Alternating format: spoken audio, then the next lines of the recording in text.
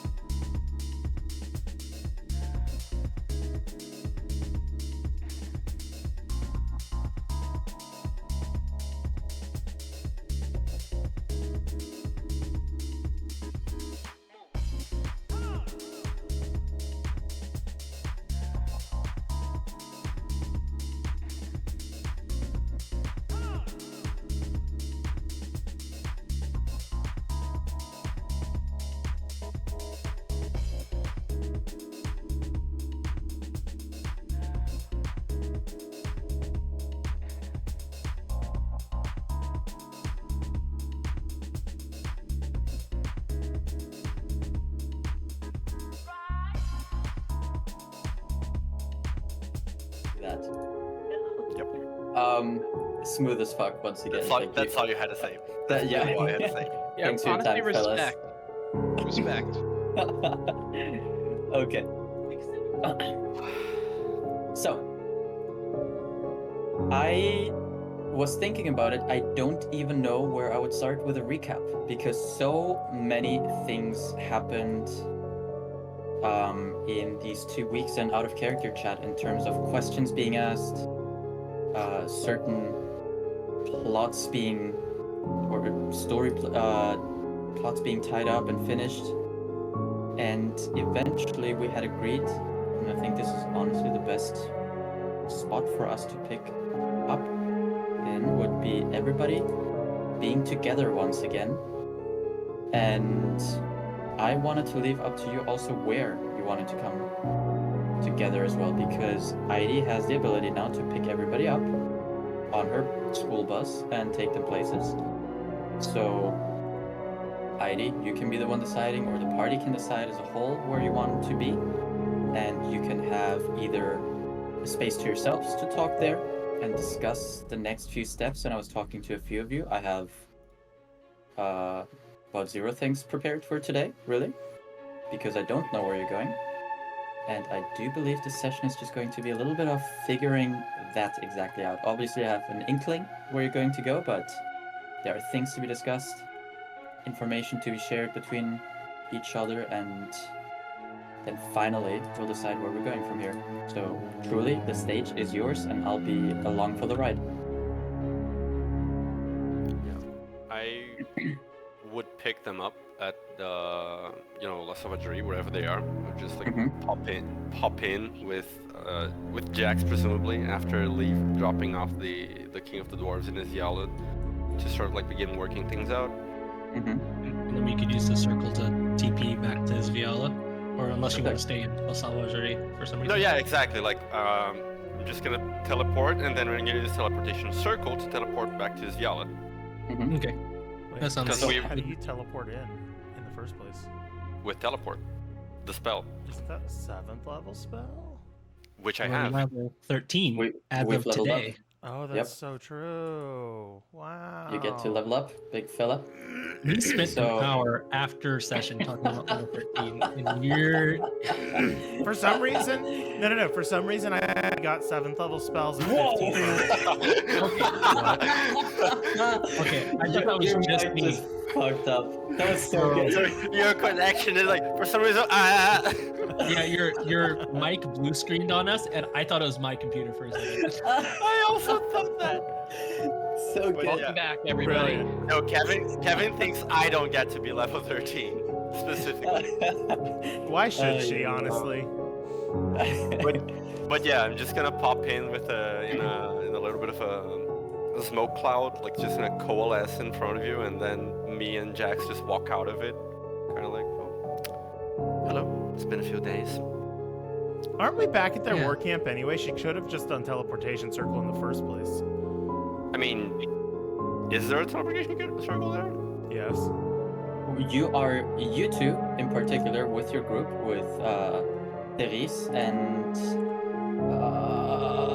God, what's your name?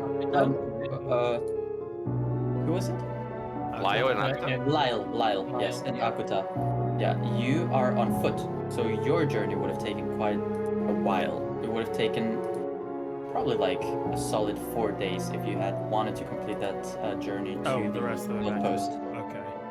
Yeah, because you were about here, and then traveling here would have taken about 4 days, roughly. No, I think we'd have sat tight. 'Cause Three to they'd have four. been done with their errands in like 1 more day. Okay. Exactly, yeah. So Exactly. I just want to clarify the timeline. We had left off on IO 21st, that is when the second group had finished their duties.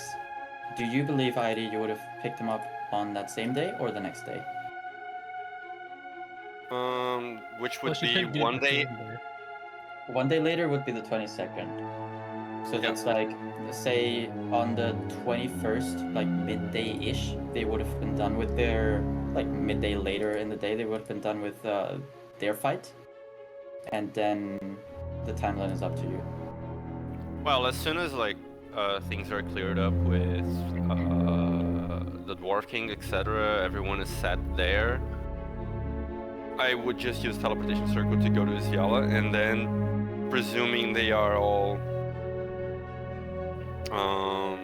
they're all set on their end, I would just teleport there immediately because I have like the spell slots to make all 3 trips, like one after the other. Okay, that works for the other 2. Then I'm just gonna say IO 21st is when we pick back up here. Also, I'm gonna AFK for like 30 seconds. I forgot to drink water. Keep chatting. We're in Isviala. So we Yeah, are arriving the same day that the battle with the Snake Charmer ended. Is that what we just said? I think the day after. Okay. Mhm. All right. So I'm gonna pop in and go like, well, we have a lot to catch up on and discuss, but not here. Yes? I will just bring us all back to Invierno, and then we can get our own room there to finish all of this. Yeah. And in particular, I'd like you to set up any sort of defenses that you can possible do. Stop any sort of divination. I wouldn't even want to say what I'm going to say to all of you verbally. So, Have you ever tried to look at me magically? I try not to look at you in general, as to not be disrespectful. How do you look at somebody magically? Oh, I just try not to look at her in general because, well, never mind. Like, do I have to do it differently than I normally do it? Well, you know how like sometimes like you're like trying to sense for like undead or devil things with your Yeah. kind of like that. But the Yeah. more advanced ones let you place a sensor somewhere on the world, and then you can see through it as if you were actually physically there. The only thing is, yes, the only thing is I am a little bit of a jammer for that sort of thing. So any area near me is automatically warded off from that sort of thing. But if it puts your mind at ease, I can go for some extra protection. And no, Jax, that's not what you put on toast. I was thinking who's Gemma, but that's Jammer, something that Oh. jams something else. In this case, anyone that tries to perceive me magically will just get a whole lot of nothing. You know, I'm sorry. I'm starting to think that you personally get enjoyment out of the whole correcting him thing. I don't think you find it annoying. I think it's just sort of something you enjoy now. wait. What are we You talking are about? Thoroughly incorrect. But you could just stop.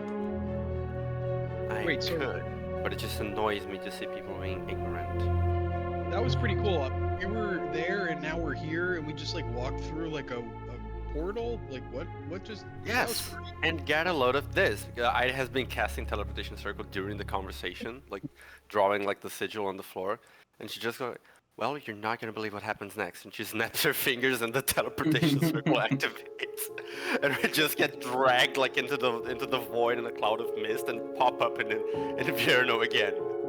Oh, that's happened before. There that goes again. Well then, now we are back, and I do believe we are afforded some private discussion quarters in the castle. My other self is already clearing things up with, what's her name? Fucking Ellipsia. Maiden. With Ah. Ellipsia and the king, so, we don't need to bother going to her for a full report right now. Although the moment you do arrive back in Invierno, there is a frosty voice that rings through whichever room you're currently in and says, "Welcome back." Thank you very much. Thank you. Hey, boss.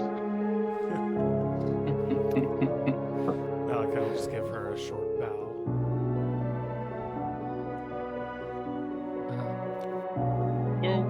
So, are we bringing the fight to us? Are we bringing the fight to them? Like, what's the? We're not bringing the fight to anyone right now. We're going to a room and we're talking. Yeah, I have good news Oh, okay, let's say in order. I have bad news, worse news, good news, possibly better news, and fun news. Hold on. Wait, what? Well, I I have- already. Bad news, worse news, good news, and better news, and fun news.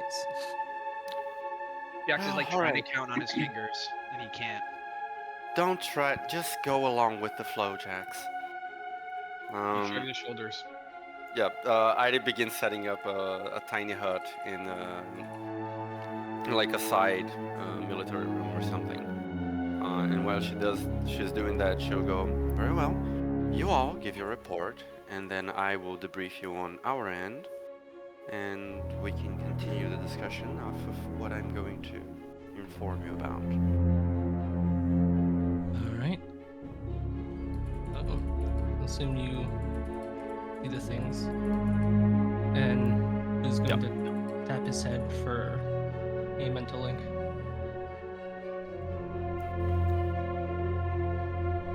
Is that truly necessary? The spell is quite sufficient for blocking off anyone from listening in. Just in case. Actually, no, I guess it should be fine. So, when we met with the orcs, they were fleeing from this charmer. After a bit of negotiations and a lot of annoying second-in-commands, we managed to set up a deal that they would lure the charmer out and we would handle the rest. Worked pretty well, since there was a statue of some kind that the charmer wanted to protect. Once we took it out, he came and, well, Akita could tell you the rest. But aside from that, Actually, did Akata and Lyle join us, or did they go back to the camp with the cities? I would not have had them join unless Akuta's player wanted to. Lyle, I think, though, has responsibilities with Ceres specifically. That's correct. yeah, Akta would be tagging along just because Ida would drag her together. Okay. okay, So and she's Akuta- in this Yep. dome. Yep. Just kind of like in the corner, listening in, but not really talking. Yeah. So yeah, He so when doesn't- Clue says like he kind of pointedly looks at her with like a goddamn. She could tell you about that. But these statues, when Malachi took his soul, me asked what they were for. They're statues designed to reestablish a connection with the Dream Eater for Pandora. Beacons of some sort. So that was bad news number one. Worse news is the only ones that are left are, well, with the acrobat, the many-faced, and Pandora himself. So there's that. Good news is that I ate the statue. And interesting news is what happened after that.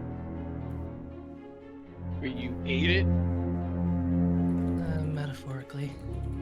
Well, actually, I guess it's not. Magically? Magically, metaphorically? I observed it. Oh, Did you okay, Did you pasteurize it first? Haha. I was gonna say, did it taste good? Clue. It's hard. You think Clue rolled his eye patch die, and I don't think you need an insight check for it. I'm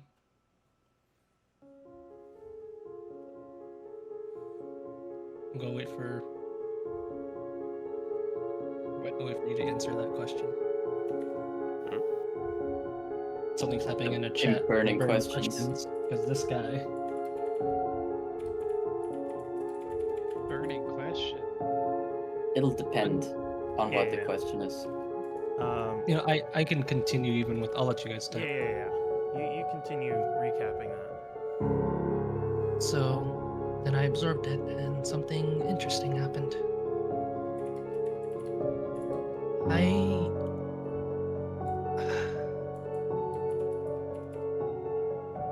you remember when that sort of giant brain thing that I did that to? When that happened, I gained sort of a connection, albeit a small one, I think, to the dreamer. I should say I still approve of that action, but yes, I do remember. Well, in this case, it sort of expanded it. I heard a message the next day after I kind of had time to settle with the energy. It said, and I believe it was Pandora's voice, Aldeus has failed me. The enemy is moving. Group at once. Our kingdom is in danger.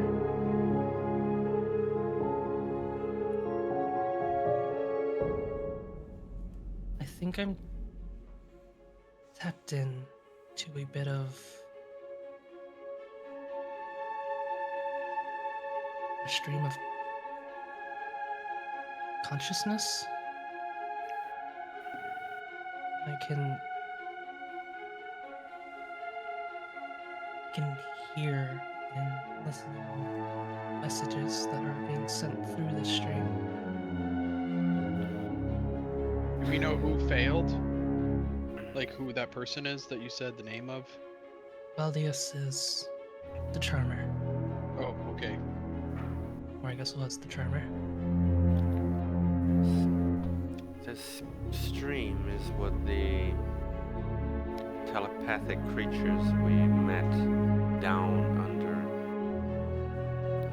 Inverno were using to communicate with one another. Well, to communicate in general. I had an opportunity to connect to it, but I wouldn't truly recommend it. I'm managing. For now.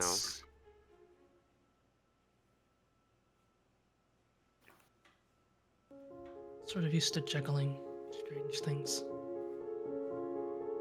But the point is, I think we have a solid sort of ear in on their communications. Could even, I'll send troops or other things if we want to press them to see how well it works. That's the last message I got, or I heard. Don't think they know I can listen in. Yet. You've cracked their radio frequency. Sort of, but it goes both ways. Do you remember when There's we... a voice from God that's like, what is a radio? Funny little thing. It's a spell, radio. Wait. Do you Radio's remember telepathic bond. when we approached Primavera, the forest that was covered in webs? At that time, I put Kamori on the webs, and she managed to detect everything else that was on the web. And it was fine because she was just one small spider in the middle of several other things happening. But when she got on the web, that definitely meant that everything else on the web could also see her if they were so inclined to. The thing about this web is, I'm not sure it's his. Oh, it's definitely not his. He doesn't own it. But if he is connected to it and you can feel him, then he definitely can feel you too. I missed a tiny bit because I was typing. So Clue can now tap into the dream flow or whatever and Dreamer's see- stream. The dreamer's dream and see who or what? Stream. The Dream. Yeah. Okay. I can to answer questions out of character for you. I can like listen in any like messages, images, or feelings that are sent through the stream get relayed to me as well. It's kind of like he's hacked into a fucking like mind flayer hive mind, Mm-hmm. you know, which is very useful. But it's also like my point of like, okay, but that has its risks. And what creatures communicate on the dream stream? Is it just these abyssal ones? I mean, this is a question for Nyx. I mean, I guess what has Clue heard from it so far? Yeah, aside from that message, do I hear like lots of static if I'm listening in, or do I hear lots of deep speech? Do I hear random things? Are you actively A wanting to radio listen program. I mean, Clue would have had Well- a day to experiment with it. in? Not really. No? No, yeah, no, this was very recent. This was a It's- couple hours ago, if anything. Oh, Yeah. okay. Are you actively wanting to tune in? Not right now. Not during the Okay. conversation. Then I'll hold off on my answer. As long as he's not sending any thoughts or whatever through it actively, I would assume that they would all not hear anything from us. If he's now tapped in, though, I guess he could, in theory, send messages as well, but they shouldn't be able to hear just anything, I would hope. I don't know. I This can't- mental magic is unsettling to me. I can't hear anything when I'm not actively trying to listen in. Well, if you want to risk connecting further with this thing, it's your choice. It's your brain. Can we ask? Do you think it'd be a good idea to ask the maiden? She might know more about it. Next time you do it, I can give you a mental ward to help protect you. And who knows, maybe you can pull one of us in with you. At the very Not it. least, he can't just pop in. Rather, if he does pop in, we can have a more equal playing ground.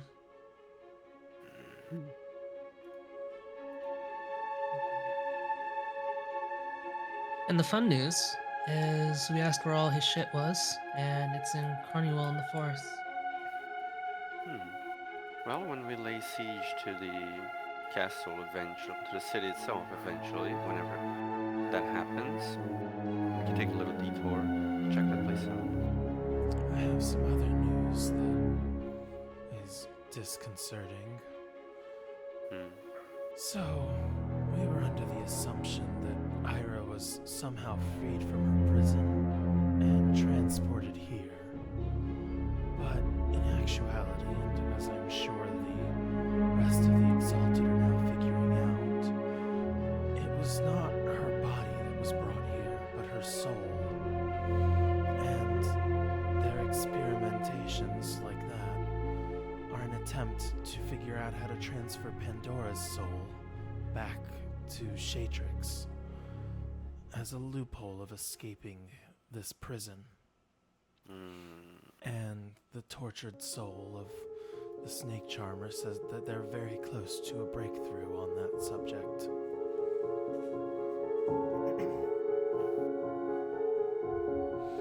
That's likely what they're using those avatars for, is to help continue to establish that connection and use that connection to send his soul through the dream stream.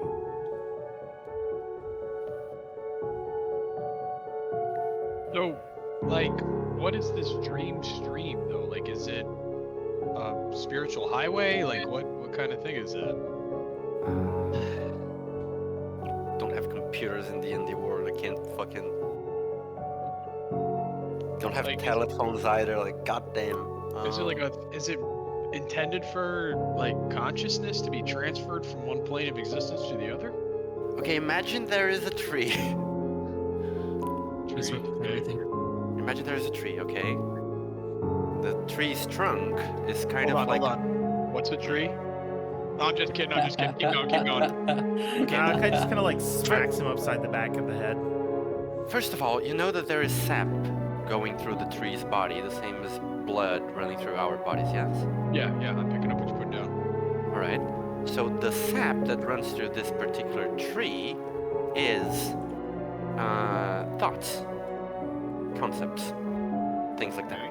Okay. When you connect to this string, it's kind of like you're turning yourself into a root or a branch of this tree. So the sap that goes to and from you is also passing through the trunk and reaching other branches and roots that are in the tree itself. Okay. ocean might be a better. So analogy like, for it. no, so I get it, but like, why would somebody want to connect to this?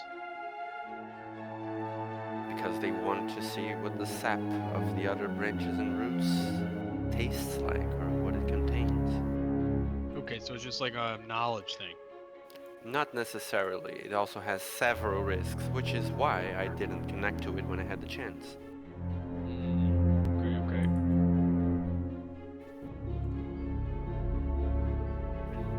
And Because, well, the closer you are to connecting to the tree, the more alike to the tree itself you become. But that is a concern for later. at this point, you would see a small little creature with like blue skin, like a sheer, it's almost like white dress and blue wings sitting on Jax's shoulder, whispering into his ear. Please Wait, tell me a that's little not blue. I Yeah. love it. Is Would that you care to introduce us?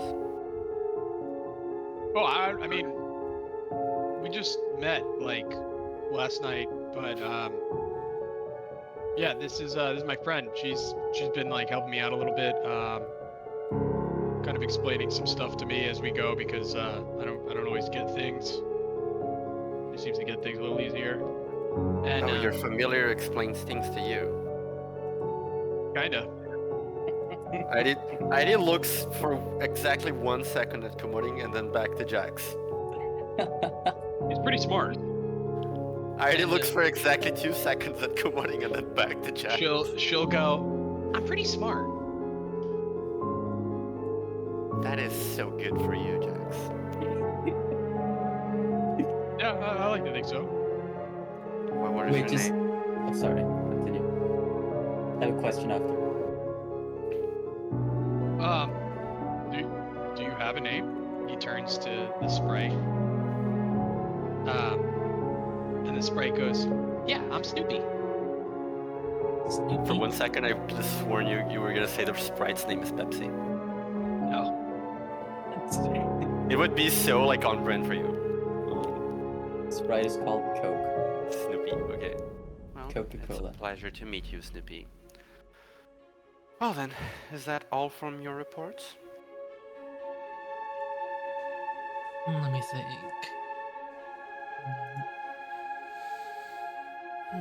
I believe so. It seems we have them on the ropes. Oh, I see. We still have to deal with the King's beloved, where he'll keep coming back, and Right. the many-faced who never leaves his side, and the acrobat who roams all over, seemingly at random. Of the beloved. Charmer didn't know where she was, but she is on the plane, which is about what we know. Do you I think don't you think can she use that is. skull of hers to scry her and find out where she is? I could try to find out where she is, I just haven't done so because I assume she's at the capital. If I were the king and she were my tether to this domain, I don't know if I would keep her by my side all the time. Although, If you were the king and you were completely obsessed over a woman, you would not keep her at your side at all times. that is, but she's also his greatest weakness. True, which is exactly why by his side is her safest place. He is the most powerful thing in this plane. Just Perhaps. to be clear, if I was obsessed with someone, that is not what I would do. People have different ways of dealing with this sort of thing, but if you don't recall, there is a graveyard full of dead Elizas. Eliza? Elisa? Elena? Sorry, who are you talking about? The king's wife. The king's wife. Oh yeah. That was like uh, 3 years ago. I don't remember. It's oh, Eliza, isn't it? Yeah, I believe it was Eliza that I said. Yeah. It was Eliza Elizabeth, something along those lines. Yeah, I think I it was believe I Elizabeth was. Trinket. I believe I was inspired by Pirates of the Caribbean and that girl. Was it Elizabeth Swan? That's Yeah, what it Elizabeth was. Swan. Yeah. True. Yeah, so Yeah, her her. name is Elizabeth. She has been reincarnating and then dying over and over and over, and every time they just relive their little love affair, love story, whatever. And then she dies, and then it starts over again. I don't think he even gets too much of a say over it. It just keeps happening. Yeah, I was gonna say, like, is this his thing? Like, did she die and he's like bringing her back? No, it's meant to torture him. This place is, as if you might remember, this place is supposed to be a Prison. punishment for him. Yeah, I get it. So everything about this place is supposed to torture him or make him think about regrets of his life. She included. He's been taking charge of the place as is, but some things are a little bit harder to get rid of, or maybe he just doesn't want to get rid of them. But regardless, I sincerely don't think we're going to find her anywhere but in Grunewald. But so then, if we take her out and like stop this reincarnation process from happening, does this whole thing break down? If she dies, she's just gonna keep coming back. It's not her that is coming back, not really. Like this thing, and the skull of one Eliza Trinket just like emerges from her robes magically. Mhm. This thing is not her. It's one of several bodies with several artificial souls that were created in here. Whomever the king's wife was, her soul is still safely tucked away in the afterlife in Musée or in whatever pocket of plane she went to. Oh, so she did actually die. Presumably. Well, that assumes that her soul was handled correctly. Well, if it wasn't, then maybe it's still passing around here. But anyway, killing her will not solve the problem, per se, because she has died about 30 times already. Indeed, we have to figure out how to break the link between her and Pandora. Personally, I would sooner try to enlist her aid than trying to get rid of her. You gotta stop this Frankly. like cycle from happening over and over again, right? Like, isn't that torturous? Yes, I mean, I don't know her dispositions, but I wouldn't imagine she would be very happy to hear what is actually happening to her due to her failure of her husband. Perhaps she just wants to rest and be rid of all of it. And if she wants to help us do it, then all the better. But that is a talk for another time. We also have our side to report on still. Y'all remember when Leon went berserk and like, ran off with the skull down the well? I didn't go berserk! No, Leon. Oh, Leon. I was like, dude, that is a completely fabricated memory, but yeah, it is. That combat was such a mess. And we was still insanity. had like the Griffin plushie that made combat completely unbalanced. Because it had Unbelievable like shit. it had like 3 hit points, but it one-shotted anything they would throw at it. It's It was true. ridiculous. I Still mean, have Clue it. still has the plushie. One of my Yeah. better moves. Anyway, well, Right, so you fought a devil? Well, let's start from the start. We went to visit the Dwarven Kingdom. Immediately, we were greeted by some suspicious guards who claimed that we had just arrived that earlier, or 2 other versions of us, and were also seeking counsel with the king. They came to greet us, and it turned out they were shoddy, very shoddy replicas created by that icy woman, and Salem, who is now apparently completely turned into her little bitch. Well, thanks to some foresight on my part before we actually headed there, we managed to quickly convince the guards that we were the real ones, and they helped us fight off both of them. And I must say, we almost got them, but they escaped. Anyway, once that was cleared up, we went to visit the king. Not before doing a little bit of shopping, because, you know, kings can't just readily meet adventurers, so we had to wait a bit.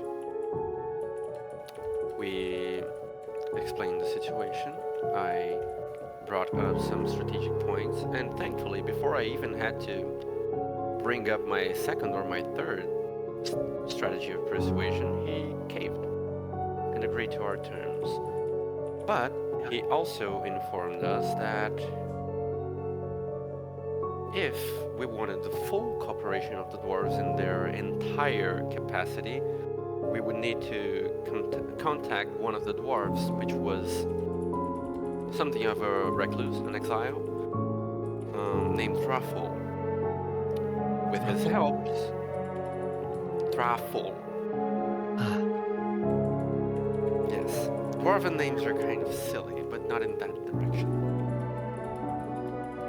Anyway, apparently this man would be capable of reinforcing the entirety of the mountain with runes, so it would be impenetrable, and that being the case, the king would be able to bring all of the dwarves to help us, rather than, you know, some, and also leaving a force behind to defend their home. Well, we went to meet with this individual, and what do you know, when we get there, at some point in time, he has been replaced by a devil.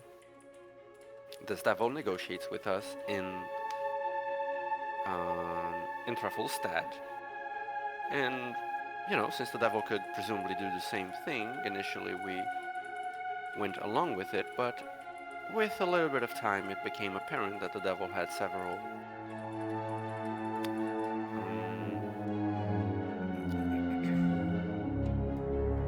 hidden motives to be agreeing with all of that, and he The devil somehow had hidden motives. No way.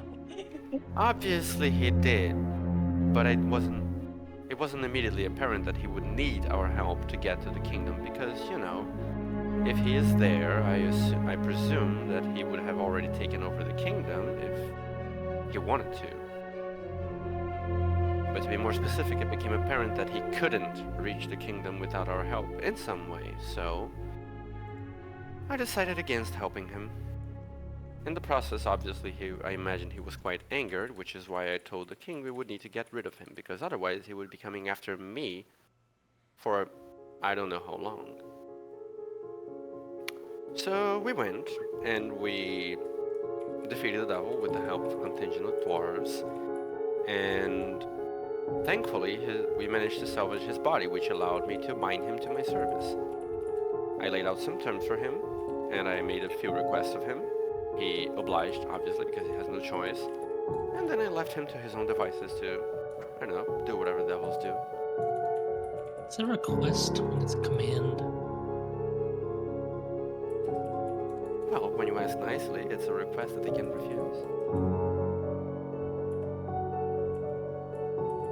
Anyway. It just kind of stares. Like, that's... like, okay. Okay. Anyway, so that happened. And with all that being said and done, we freed grumpy old Thraful, brought him back to the kingdom of the dwarves, and with all being agreeable with the king, Thraful is presumably going to protect Krishna for the time being, and the dwarves are preparing as we speak to head to the La Sauvagerie and get started on constructing the home base of the Alliance, if you will, to house presumably the forces coming in from Vierno, La Sauvagerie, and Krishnek all at once to form a united front and begin marching upon Cromwell. That is about the extent of what happened on our end. But I have another piece of information to share. If you recall, I was working and inching very much closer to developing the means to be back to my homeland.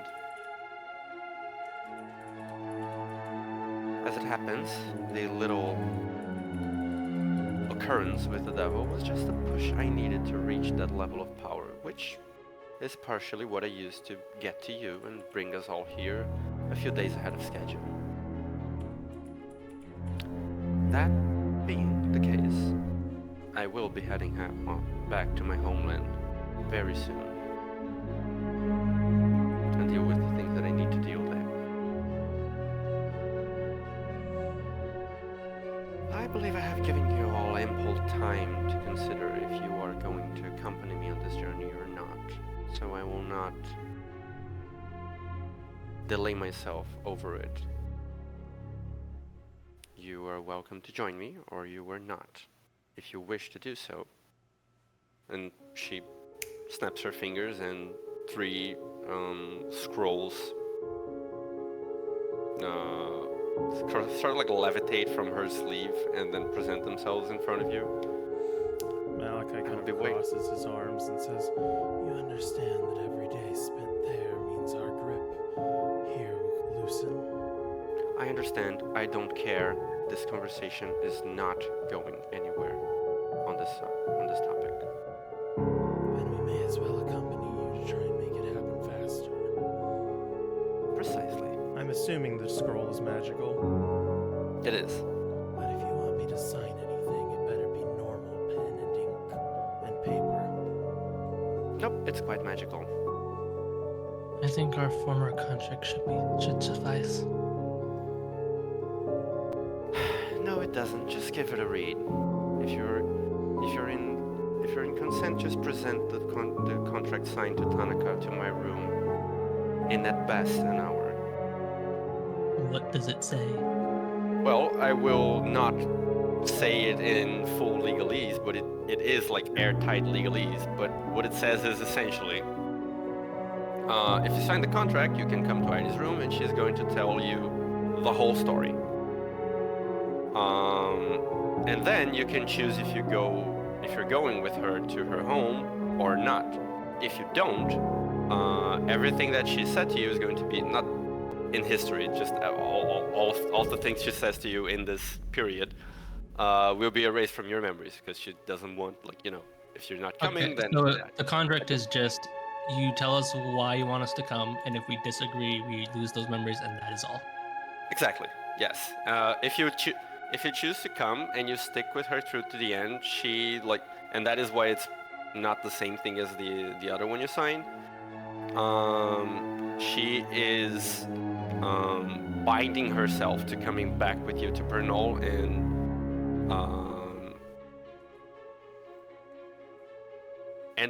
essentially dedicating her efforts in earnest until the circus is destroyed completely.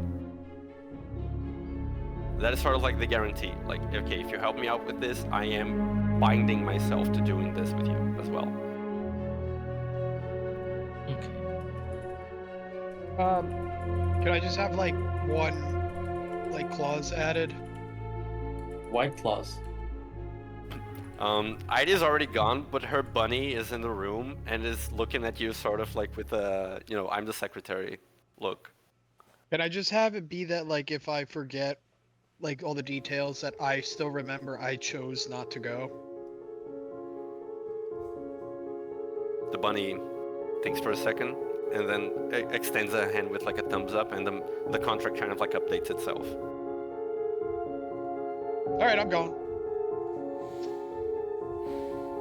Hey, Bunny, disenchant the contract and then I'll sign it.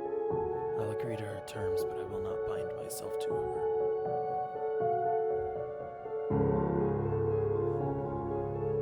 Bunny looks at you. It can't speak properly, but it doesn't seem to be in agreement with it.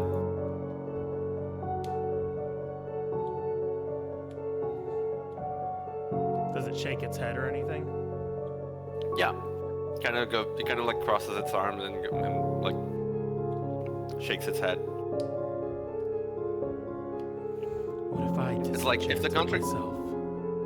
If the contract isn't magical, your memories aren't gonna be erased if you walk out, and that's kind of important. So What if I agree that I will accompany you on this journey, regardless of if I agree or regardless of if I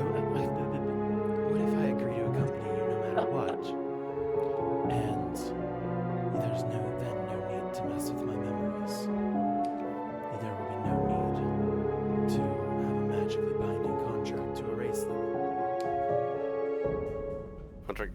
Bunny sighs and kind of like points at the nearest like pen and paper that is in the room. Kind of like bring that shit to me.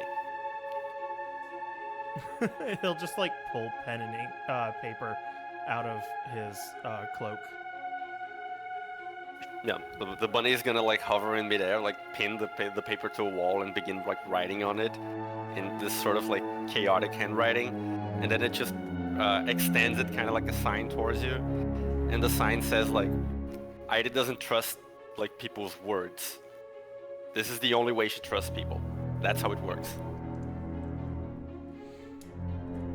Having read through it, Clue already signed it, and he's already walking towards her room.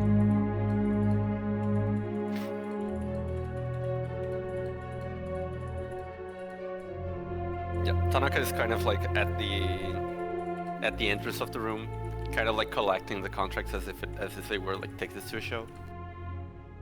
Can I make a? This is ridiculous, but can I make a sleight of hand to make it so he didn't even notice that Clue had already given it to him before he walked out? Wait, in what regard? Like Clue's just doing this like almost like Irish style like walkout. Like he doesn't care if anyone knows that he signed or didn't. He's already signed it and put it in Tanaka's thing, and like has snuck out to just get Diary's room. So I'm just gonna sleight of hand just so he doesn't notice that Clue's already done it. It's just a flex. I'm not even sure like what you mean. Like, I mean, do you want to like slip the sign thing into Tanaka's pocket before he gets there? Oh, he's coming here. No, he's like in front of her room, like at the door. Oh, okay, never mind. I thought he was here. Gotcha. No. He's kind of like a bouncer, you know, like collecting like the tickets to the show. Yeah. Okay. No. In that case, he's just signed it. And he's going to the room to figure out what this is about. Can Tanaka see invisibility? No, Okay. I think No. not. Let I'm me not check. Let me check the stat block real quick. I'm gonna spend invisibility to flex on someone. That's the Like, effort. he's a skeleton. He shouldn't be able to see invisible things. No, it does dark vision, but that's it. And there's like no magical barrier that would stop somebody who did not sign a contract from entering the room. Magical? No. Heidi has very strong shoulders, though. But Heidi does have true sight at all times. She's going to know. Like, you know, Tanaka doesn't see it, but Heidi does. Like, Tanaka is there like more as a formality than anything So- else. You would see. Well, I guess we'll wait until everybody enters the room before I tell you what you see. Could stop that. But, yeah. Malachi's gonna cast Dispel Magic on the contract and then sign it. That's not how this works. I mean, first I would need to check with Nico if that like works. He Like, would not what sign kind it of- if it like still had any magical residue on it. But he's gonna try it. Yeah, but I mean,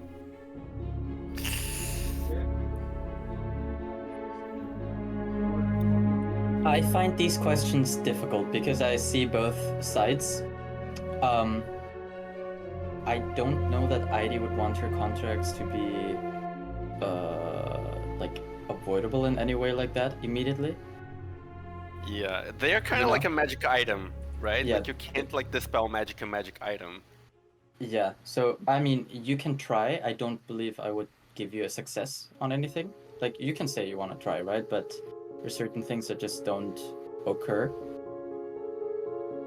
But I think more than anything, in what I'm seeing, your two options are you sign it or you don't. Because if you Or- dispel the contract, doesn't it just go away? Like there's no contract in front of you anymore. It is a Yeah, and magical Heidi's thing. not stupid. She's going to know you didn't sign it, right? Like she's just gonna kick you out of the room. Like that's Yeah, all. like- That's all that's gonna happen. Right. It's exactly what I see. Like, you sign, you get in, you don't, she'll know one way or the other, and she can choose not to share with you. Fair. Malachi kind of looks over at Jax and says, You understand this dilemma, don't you? We are already bound Yeah, but this is like, terms and conditions. You don't really read it, you just do it and everything's fine, right? No, this is a magical contract. It has real-world repercussions if you fail to follow through on Can we get the details of the contract once more? Because I feel like we're making it a little more confusing than it needs to be. If you like, after she tells her story, you can choose to go with her or not. If you choose not to go with her, you forget what Iris' story is. Like, just go back to like the state that things currently are.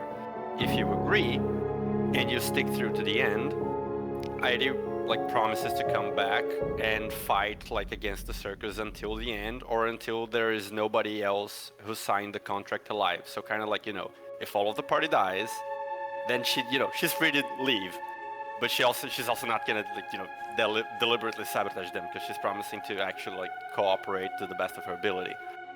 And if you choose to go with her and bail midway through, there is no like negative consequence. The contract is just like nullified.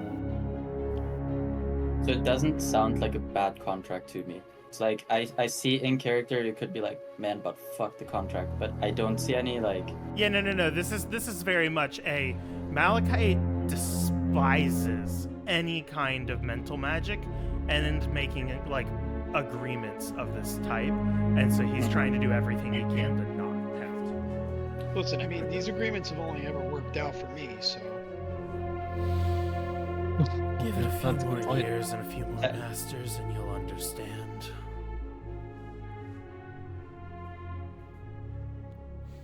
Also, to your questions, Malachi, in our chat, I don't even want to answer, because it feels like you're asking me to sway your opinion and decision.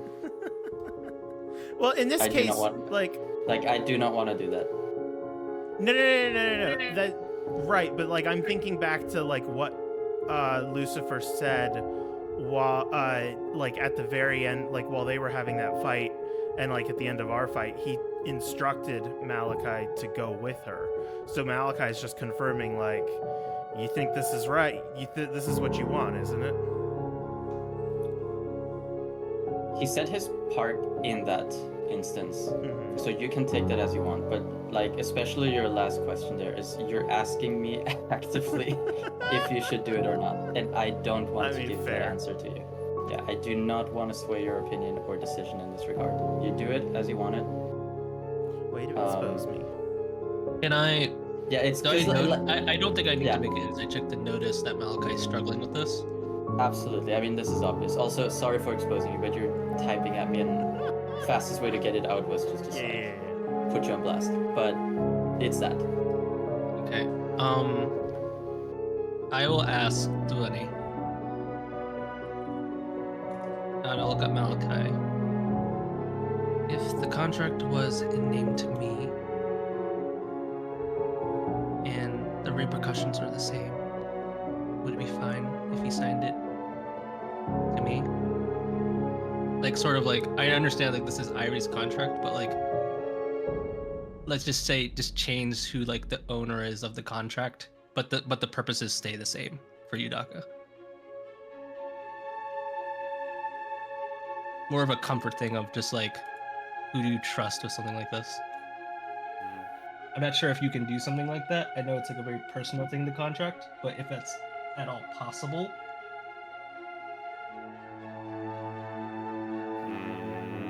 I also don't know if I can do that.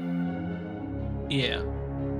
I was just saying, like, if I could write contracts like this, like I just would, and see like, okay, well if he doesn't, then he loses memories. But I'm not a contract maker.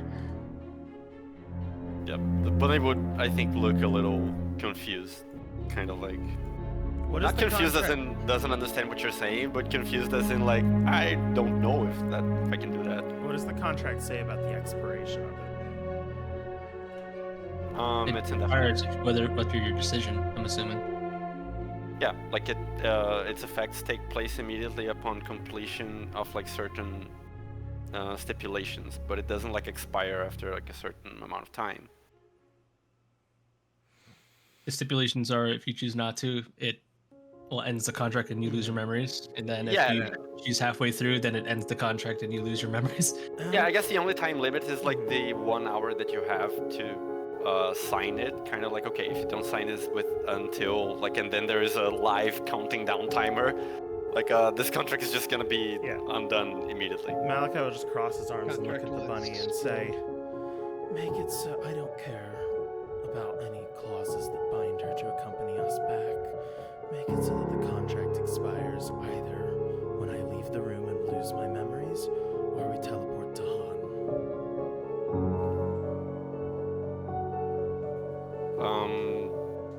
The bunny is going to fetch another piece of paper, hastily scribble on it, and say like, it is possible, but you will have no guarantee that she will come back here. Is that okay? I'm willing to take her at her word on that one, as long as this contract is as short as possible. Okay, the bunny goes and touches the contract, kind of like a fairy godmother would, and the wording on the contract simplifies itself to basically those specifications. Again, I'm just abridging here, just to skip like the extremely boring, airtight legalese that I would use, but it does get considerably shorter. and he'll just kind of take his quill, prick his thumb with it, and sign. Okay.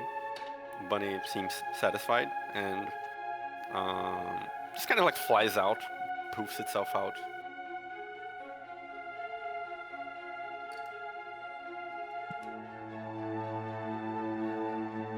We will go to find out what this is all about. As Malachi enters the room, he kind of sarcastically, but also like a little bit annoyed, bows and says, There you have it. You finally bound me with one of your silly contracts. Now let's hear what this farce is all about. Okay. And As you as we enter the room, you would see with your true sight a small little blue sprite sitting on Jack's shoulder that is invisible to everyone else. I just sense that actually. That's okay. There's just gonna pretend there is a clause in the contract that says that your familiars are also bound to the same things, same terms. The sprite would think that it got away with it, but I don't. Jax and myself do not care. Yeah. So the room is like it's dark except for like candles that are spread out over the whole room. There are 3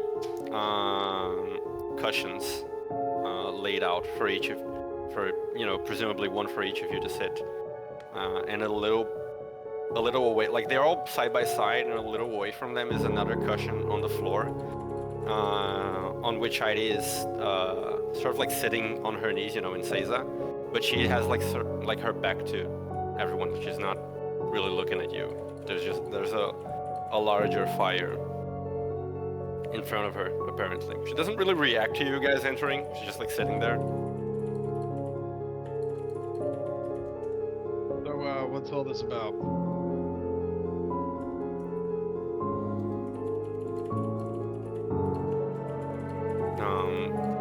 I presume all of you sit. We'll sit. Malachi will just kind of stand with his back to the wall. You like put a foot up against the wall as well? No, true martial artist. Well, he's not really true martial artist. Yeah, he's leaning against the wall. I was like, this True guy, martial. I was like, neither of us are, but I'm closer. I'm joking. I was just checking if you were going like full edgy anime character for that Oh, one. absolutely, 1000%. Yeah. So, like your face is kind of like in the shadows a little bit. You're looking down. Your eyes are glaring And in his the hair, darkness. his hair is 3 times spikier than everyone else. Yes. Yes. Suddenly, there's like this random huge golden medallion around your neck. Oh my god. It's shaped like a pyramid. What the hell is up with that? And randomly he goes, "You're the faker hedgehog." It's time to duel. Right, but God. as soon as you are all like sort of settled in, immediately there's going to be like this sort of like not hostile but like pressure on the air that you can tell is like Leomun's tiny hut again, just covering the entire room, and this mist, like kind of like incense mist, begins like hanging over the floor, and Heidi kind of like sits there in silence for a few seconds. Not really saying anything. You know, it can get a little awkward even. But then the smoke in the room begins to start taking shapes like around her. And almost like they're beginning to frame whatever it is she's going to say. And you hear her take like a very deep breath. And again, still with her back turned towards you guys, so you can't like see her, but you can still hear her voice perfectly. She begins speaking. My childhood home was the servants' quarter of Castle Tenjoing. It's the abode of one of the most prestigious mage clans in Han. I never met either of my progenitors, but it would be safe to assume they sold me to the clan in exchange for a few months' worth of money or food or something like that. I'd hardly be the first child in such a condition, so it's fine. For some time, they taught me the basics of language inadequate as they would any other. But it didn't take very long for my instructors to notice my unique qualities. That I had an exceptionally good memory, yes. But most importantly, that I was practically a walking example of Ani beauty standards. I must have been 5 or so years old when it was decided I'd be raised up to be an Oiran. I guess what in your language you would call a courtesan. My education transitioned accordingly to more refined subjects. Music, dance, poetry, court decorum, conversationalism. Storytelling was always my forte, since I could usually remember a long tale after reading it just a single time. By the time I was 10, I could recite an entire library's worth of stories and, most importantly, had acquired grace and elegance, sufficient to entertain the upper class. When it was finally time to put these talents to use, it all came to me very naturally. Rich merchants, high-ranking military women, daughters of branch families.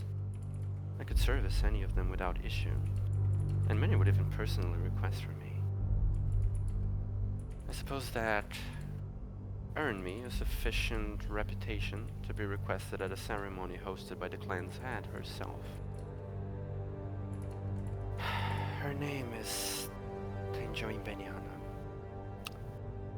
I already knew much about her, of course. She is the clan's young prodigy who mastered the full power of the Tenjoin crest by the age of 10. That would mean, for reference, that she was as powerful as I was by the time that we defeated Andalin.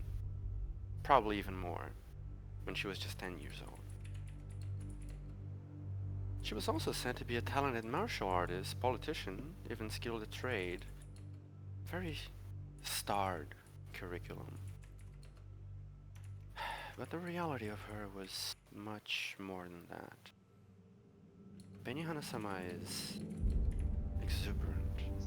She's witty and graceful, insightful but also generous, cautious and yet kind. Meeting her is like basking in the sunlight for the first time in your life. I did my job, of course, at the ceremony, just as I always did, and before long I was informed that I had picked the latest interest and was to dedicate myself to her for the remainder of the event. I did just that. not only until the end of the event, but for the rest of the night that followed too. And from that moment onward, I never served anyone else in the castle. I was moved to a room closer to her quarters, and often would actually spend the night there at her own request. You see, she very much enjoyed all the stories I could tell, and other things I had to offer, obviously. But I also frequented public events with her as her personal concubine, you could say. Banquets, religious ceremonies, and all such events in the castle itself or the adjoining city, but never further from that. It's not like I was beside her at all times, mind, and I don't even know if I was the only one in that position. But I never had any objections about it.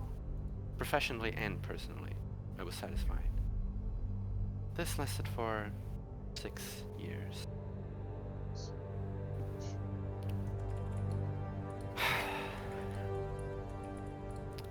The day things changed came without much warning. I woke up rather late, as I usually did when the lady didn't need me. I heard some commotion outside of my room, but I didn't really care about it. Politics and other worldly affairs weren't really my thing, you see.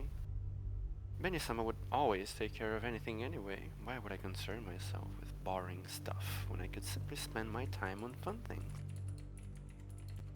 So that's exactly what I spent the whole day doing. Even though the whole castle was hectic, just outside my door. Now you just imagine how I felt when those doors were suddenly kicked down and a bunch of armed guards stormed in, grabbed me, and dragged me away. I was carried through most of the castle and down into some corners where I frankly haven't even spent my entire life there, had never even gone that deep. They released me only once we reached a wider stone chamber. It was very dark. There's barely any illumination in, and filled with people I didn't know. It felt like some sort of tribunal, but I don't know that for sure. Of all the people there, I couldn't see anyone I knew except for Benihana-sama. I couldn't really see her face. It was too dark. I just knew that she was there. Maybe she said something to me, or maybe she didn't. The only thing I could tell is that she turned her back to me at one point. My mind wasn't processing things very well already, and that was a bit of a breaking point. I'm not sure what happened after. I just... people yelling at me or something like that. Next thing I remember, I was just being dragged to a dark, dirty little cell. Well, the guards' gossip was that some other clan had accused us of something grave, and I was the culprit, apparently.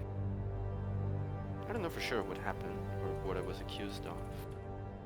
After a month or so of me staying in that little cell, a pair of guards just put me in a carriage to transfer me to this other clan's territory. In hindsight, 2 guards is an oddly small retinue for a prisoner of any importance. Maybe she thought I wouldn't have it in me to run, or maybe she thought I wouldn't even want to. Who knows? Doesn't matter. When night fell, I simply waited for one of them to sleep, seduced the other, and slit her throat while we were going at it. It was a pretty dark night. It concealed me well. I just took off running. I got as much distance between me and the castle as I could, but I had no means of fending for myself, really. I didn't know how to hunt. Whenever I tried to forage anything, I would usually just get poisoned and throw it all back out. Didn't really have any skills I could put to use amongst the common folk, and I couldn't exactly mingle with anyone rich, because who knows who might be on the hunt for me. It was still in their sphere of influence after all. Before very long, I wound up collapsed to the side of the road in a small town, nearly starved to death. I frankly thought it was as far as I would go, but to my surprise, someone did approach me. It was a very, very elderly man with an austere face. He was brief, succinct, and very direct. If I agreed to be his successor, he would provide for me and protect me. Needless to say, I agreed immediately. That man was Matsuoka Sabura, my master.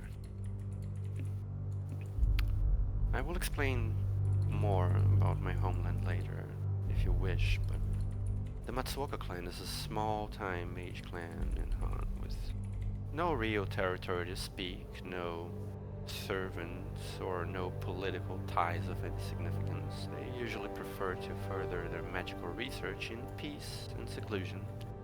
A little magical workshop hidden on the side of a mountain, not very far from where I was rescued. Our magic specializes in reinforcement for battle, and my master lived most of his life quietly and reservedly furthering the clan's magic, or sometimes working as a sort of mercenary in various places when he needed funds.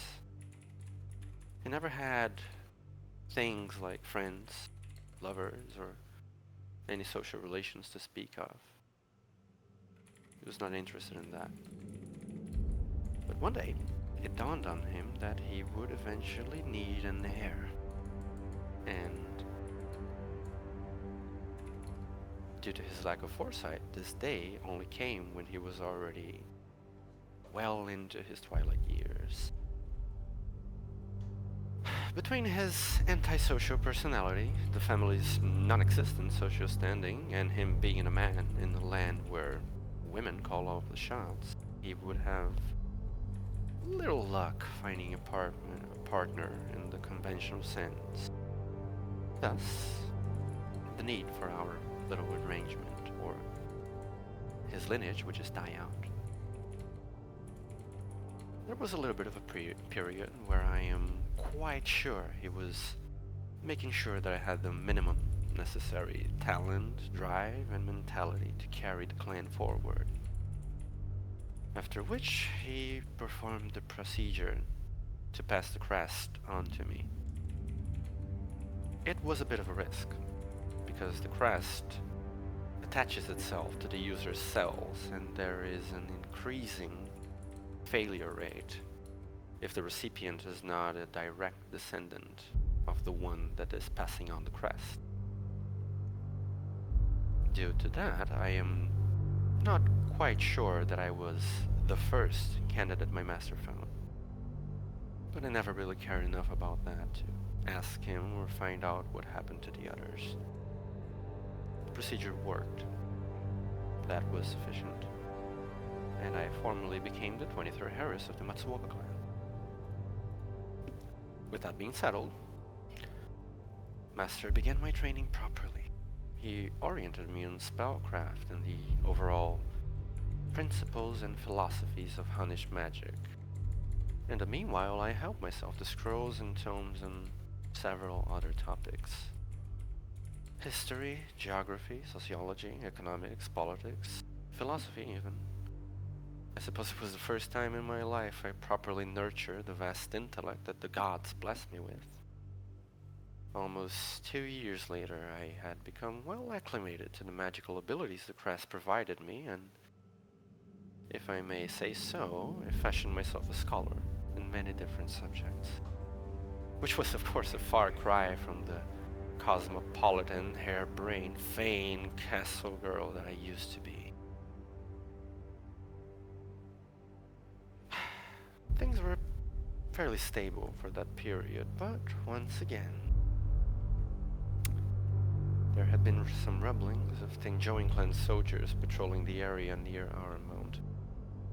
We were on the outskirts, but still within Ibaraki after all, and though not all of it was Tenjoing territory, they still exerted a very large influence. Things happened very suddenly, but my master seemed to detect that they were headed up our mountain, and he suspected they might be coming for me. So he took me to a part of the workshop that somehow I didn't even know, and brought me to this old-looking teleportation circle. My master doesn't really know that spell, so he used the spell scroll to get me out. I didn't even really have the time to ask him where he intended to get me to, but I wound up just on the outskirts of Kranuvel, which I'm not very sure was his original aim, but who knows. About a week after that, I first met Akta and the others. And that, I think, concludes the story. And so what is the plan now? To go back and set things right politically? Secure your village? Take over. Heidi kind of like slightly floats and turns like to face you, because she had been just telling the story like with her back turned towards you, and now she is actually properly facing you, not smoking her pipe for once. Has a very serious look in her face. There are two things I need to do. One is for duty, and the other is for me. The first is not easy, but simple. I need to find an heir. If I'm going to clash against some kind of super-powered being again, and risk my life doing so, I can't let this clan that was entrusted to me to die with me. I must find someone to succeed it in the event that something happens to me. That is the first thing. And the second, as you have somewhat guessed, is that I want to set things right. I don't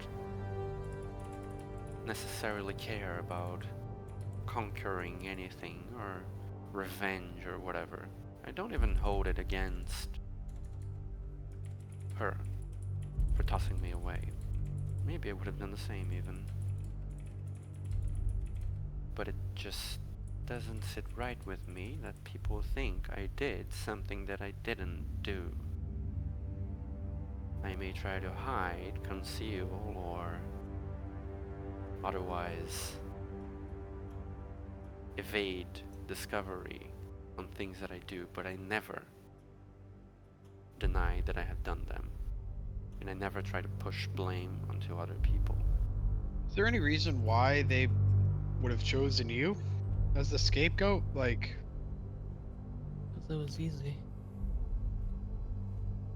Yes, that is the conclusion that I reached in the month that I was locked in there. It was just easy. It was always seen near. The clans had. I was in the very heart of Tenjoing Castle, even though I didn't really mess with politics, but they didn't know that. I'm not even sure that anyone was convinced. Maybe it was just a political affair where they just needed someone to take the blame, even if they all knew it wasn't my fault, really. right, but what if Benihana, you said? Yes, that is her name. What if, like, she did something and ended up blaming you? Like, you're just gonna let that go? Not for nothing. And this isn't to give her any excuse. Well, she was told you did something. I don't really know what happened, and that is what I intend to find out. Okay. My best guess is that she did indeed do something, and I was the most convenient asset of hers to dispose of, to make the problem go away. If that wasn't what happened, then it doesn't really change anything. I just want to get to the bottom of things and expose what happened before the others. Before the people and all other parties involved. That's really all that matters. Did you ever figure out what they had accused you of? Unfortunately not. I may have a sharp mind nowadays, but at that time I was very shaken up mentally. I couldn't really register what they were saying. They were using long, complicated words that I was not familiar with, so... It'll be difficult to clear your name if you don't know what they've accused you of. So that will have to happen as well. Exactly. Another question. It is... Hmm? You said you must find an heir. Does passing along the crest not diminish your own power? No, it does not. My master, you might see, if you get the chance to meet him, can still use his magic just fine in the state it was in when he passed the crest on to me.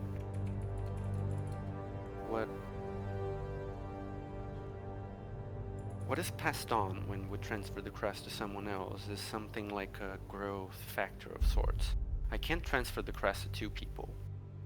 Once I pass it on to someone, I cannot pass it on to someone else, but the crest that is with me continues to work, function, and possibly even grow just fine. This shit It's is just just that it won't one be for able all. Hmm? More like ID's quirk is one for all. Yeah, kind of. I would say it's more like a DNA sequence you're passing on, but because one for all, when you pass it on, you are passing it on. Yeah. Like, I mean, Yeah, like, it it vanishes. lingered for a time. It's a little bit different. I'm just Yeah. joking. Yeah, hers will grow. Mhm. That's the exact opposite of one for all. Yep. It's more like, she can grow it, and then once she passes it on, that's the copy the person is getting. She can continue to grow it, but whatever she grows after passing it on will not get passed on to the next generation, sort of. And it's not like when she passes the crest on, the person will immediately just get all of the powers that she has. Like it's just like a trickle down of power that gets. More like a seed. You only get one seed. Kind of, yeah. Do you know anyone that's willing to help you there? No, I don't. Well, I have been given a name by Tyrion of an individual that may be able to help. But other than that, I have no friends there. Not even the village that took you in? And your I own was not master? I was not taken in by a village. At which point, well, which part of the story do you mean? Your master took you in. You're the... Yes. Does that not... You are the leader of that village now, are you not? As he was? No. You misunderstand. My master's magical workshop is hidden in a mountain. Near the foot of this mountain there is a small town, which is where he found me. My master was just passing through there. He does not have any influence over that village. I see. The Matsuoka Mage Clan does not have any servants, vassals, or any sort of thing like that. So the Matsuoka clan consists of one, maybe two people at this time. Correct. Me and my master.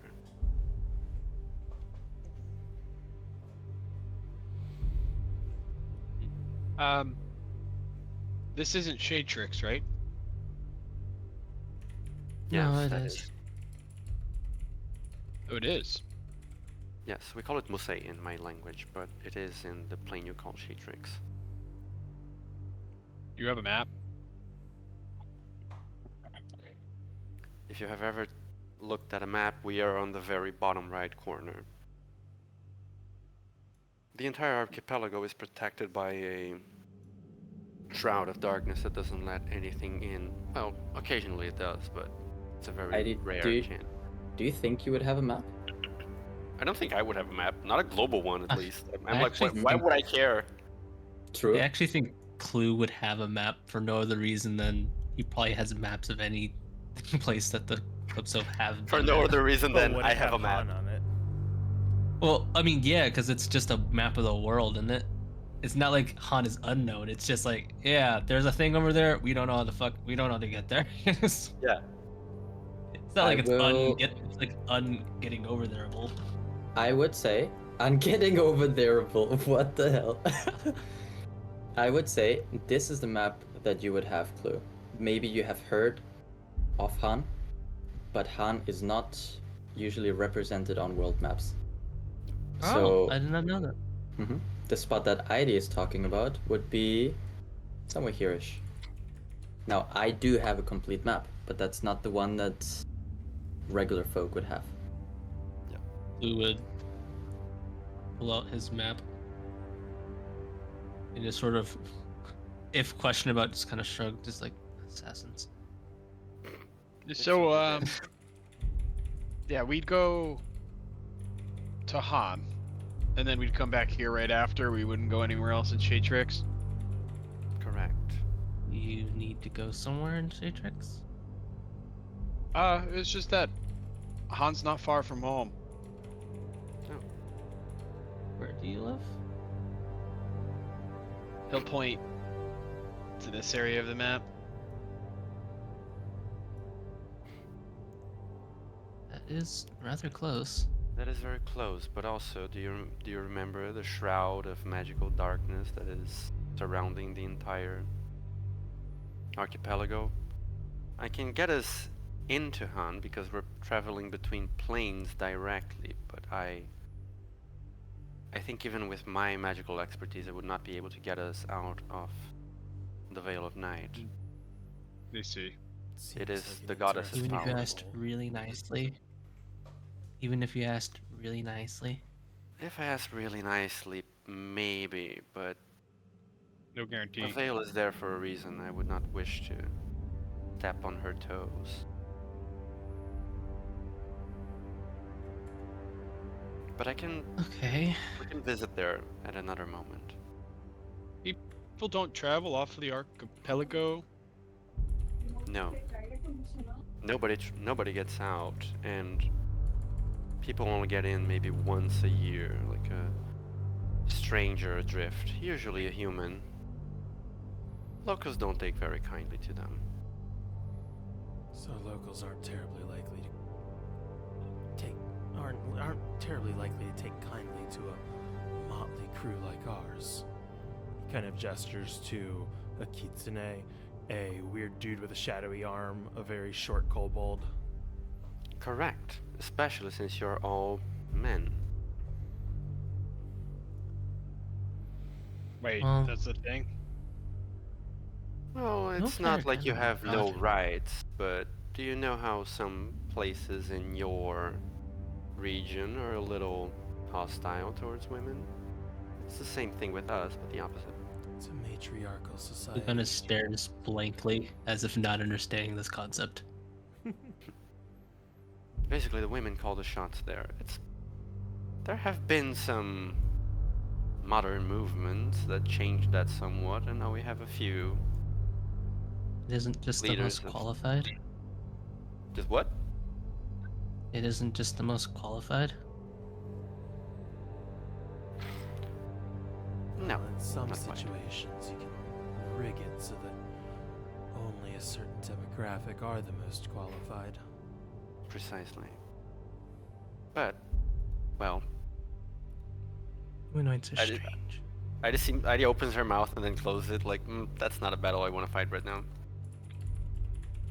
Clue finds this whole concept odd. Anyway, It doesn't even come. It just comes to a place of like, I don't get it. But now, Hmm. what happens here? well, now is a time when the circus has just been pushed back from basically all fronts, and our allies are gathering together, building fortresses and outposts and gathering the means of war. They're going to take several days, possibly weeks, to get all of that done. And the circus is not likely to launch large-scale assaults since we have just dealt several blows to them. Obviously, it's not like everything is sunshine and rainbows, but it is the ideal time for us to go, if you're worried about that. I'd I'm feel just better. worried with that. recent- You go. And with recent developments, Luke points to his head. If there is communication for them to move forward, we'll likely get the message before it happens. I don't Besides, know I'm if- going to leave one of my selves here. And we don't know if you'll be able to tap into that while we're on Shatrix.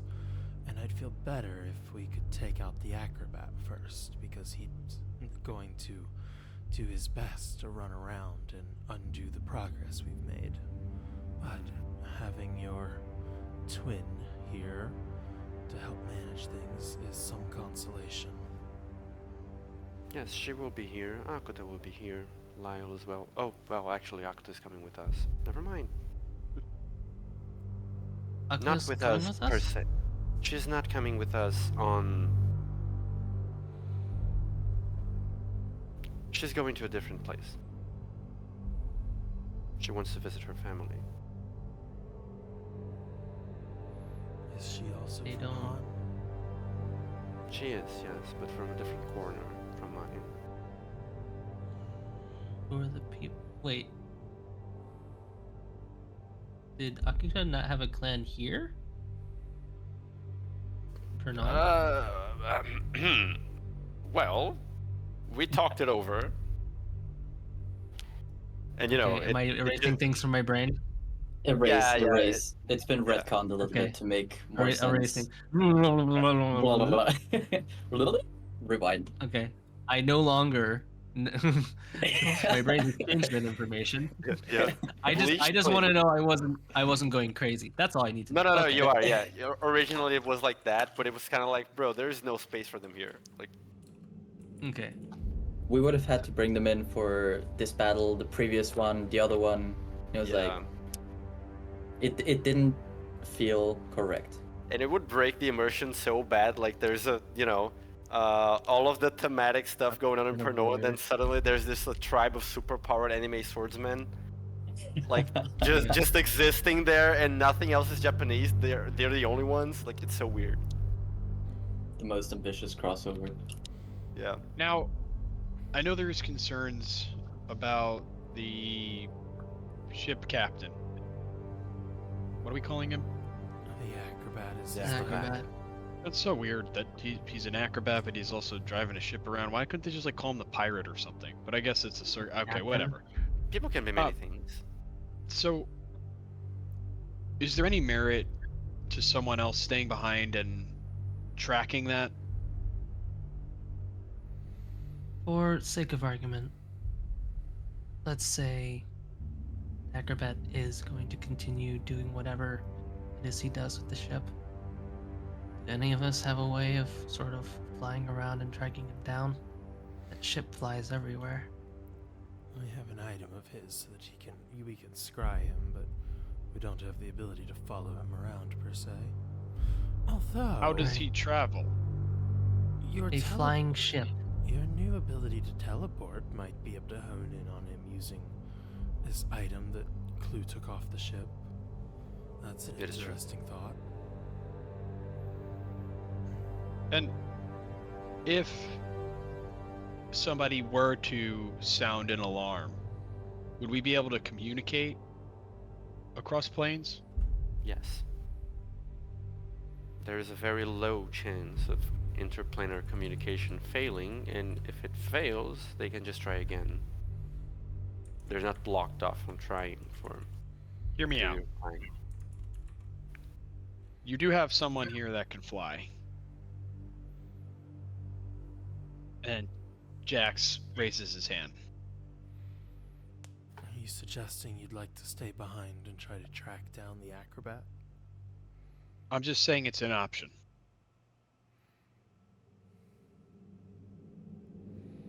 I don't know how much my skills are going to be valuable to you on this journey, to be honest. It seems more sleuthing, more, investigative work, more laying low. I don't know if I'm suited for that kind of job, and I feel like my skills might be better put to use at patrolling and overseeing and continuing to support the efforts here in your absence. Can I ask you a question out of character? Mhm. Is this just your way of kind of telling us, without being meta, that you're going to be doing someone else? Because I want to know how hard I want to argue against this in all actuality. If you're convinced you're not going to bring Jax, that's all I'm asking. I'm like 50-50 on bringing Jax and creating a new character. Okay, that's all I need to know. Because if you're like convinced, like I'm gonna make a new character and I'm gonna sit here arguing over not, I'm like I'm not doing that. Yeah. Okay. Well, for what it's worth, it's not like we're not going to run into any trouble. The Tenjoin family is very influential and has several other clans that are associated with them.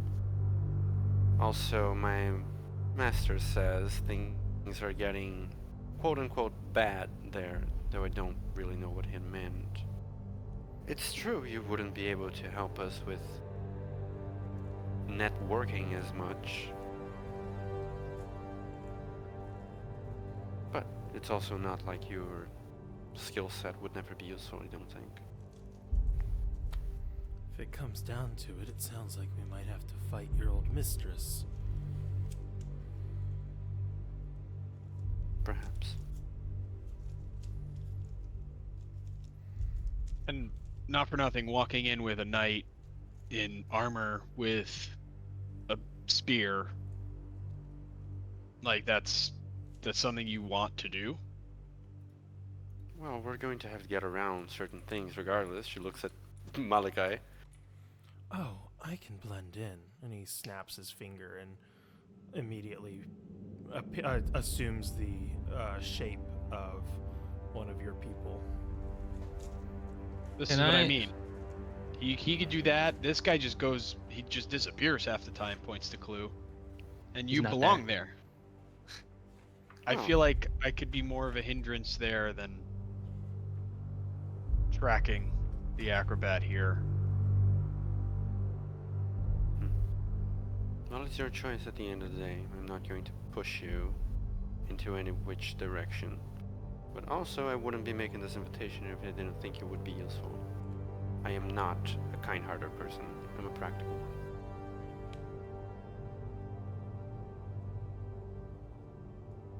Bill, you were gonna say something? No, I said what It's I- actually just something I wanted to talk to Nico about. It's more of a logistical thing because I think it just makes sense. Mhm. But it's also like a very sudden thing to be able to be like, yeah, I can do that. Sure. I was going to ask. I thought about this for a long time, but I just never brought it up because I just didn't want to deal with it. I feel like yokai are rather fluid because of what they are, Hmm. and as far as forms go, maybe like not like. I don't know if I could probably just change that.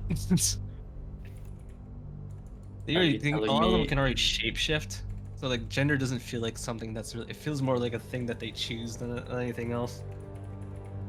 Are you telling me Clue is gender fluid? No, his gender solid. I'm thinking that yokai Um, are in general are probably pretty fluid with how they. It's just sort of how they view themselves. Maybe they're born like a one or the other, but like like you know, it's kind of a strange thing to like think about with yokai. I think we could I'll let you workshop decide. something there. Like an immediate thought I would have maybe is that you change a little bit depending on how others around you perceive you, perhaps. It also might be like an active thing. Like he has to. It takes like time. It's not like a snap a decision. Like he has to spend time, like probably like 8 hours of a day. Like, okay, visualization. I have to sort of reassess myself. I'll have to think about that. I'm not sure about it working like that. I feel like if it truly is a fluid thing, then I'd probably say it's more dependent on how you're presenting yourself, how others are perceiving you, rather than say like what's that fucking phrase that I love so much? Changeling? Like a changeling thing. Yeah. Because that's like, very 'cause that's changelings. it's very changeling. Yeah. So I'll have to think about something. I think it could work, but probably more dependent on others versus what you can do. If that makes sense. And If nothing else, I think. Yeah, if nothing else, Clue can just make like sort of a disguise kit. Am I actually going to use this hair extensions Kelly gave me? Oh, Clue and actually one more says that note- aloud. One more note that might be relevant to you is that people don't speak common there. They don't. No. I just don't. I don't feel like I'd be very useful. Hmm. Hearing the whole story, you know, like it's not that I'm trying to abandon you guys and not be there and not help. My skill set doesn't seem quite suited for this sort of mission.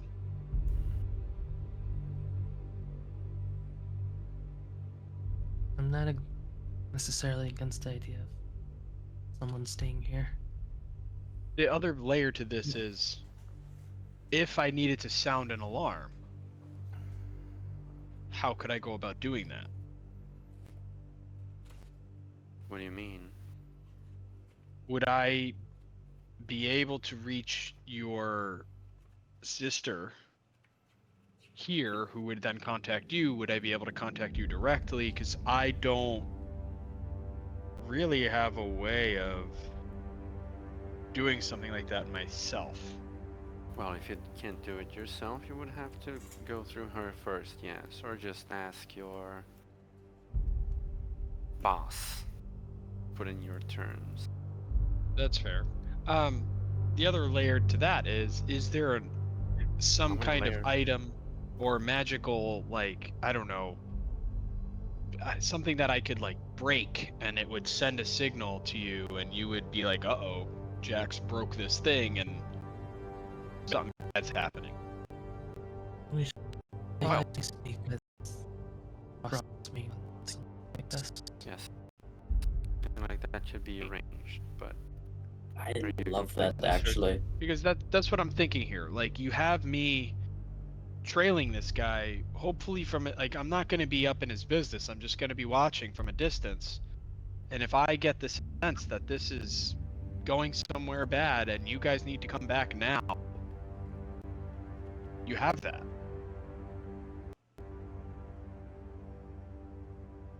that was your choice.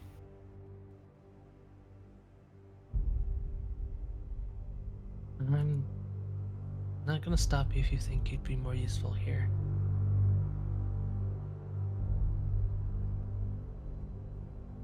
I do think you'd be useful anywhere, though.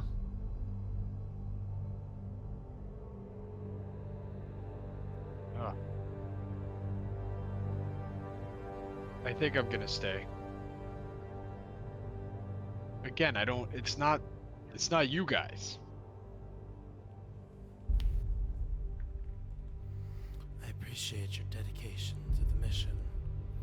We'll do what we can to make sure business in Han gets taken care of as quickly as possible. Yeah, and like I said, as long as I want to try to set up some form of line of communication to you that in a split second, you know, hey, some shit's going down. We need to wrap up.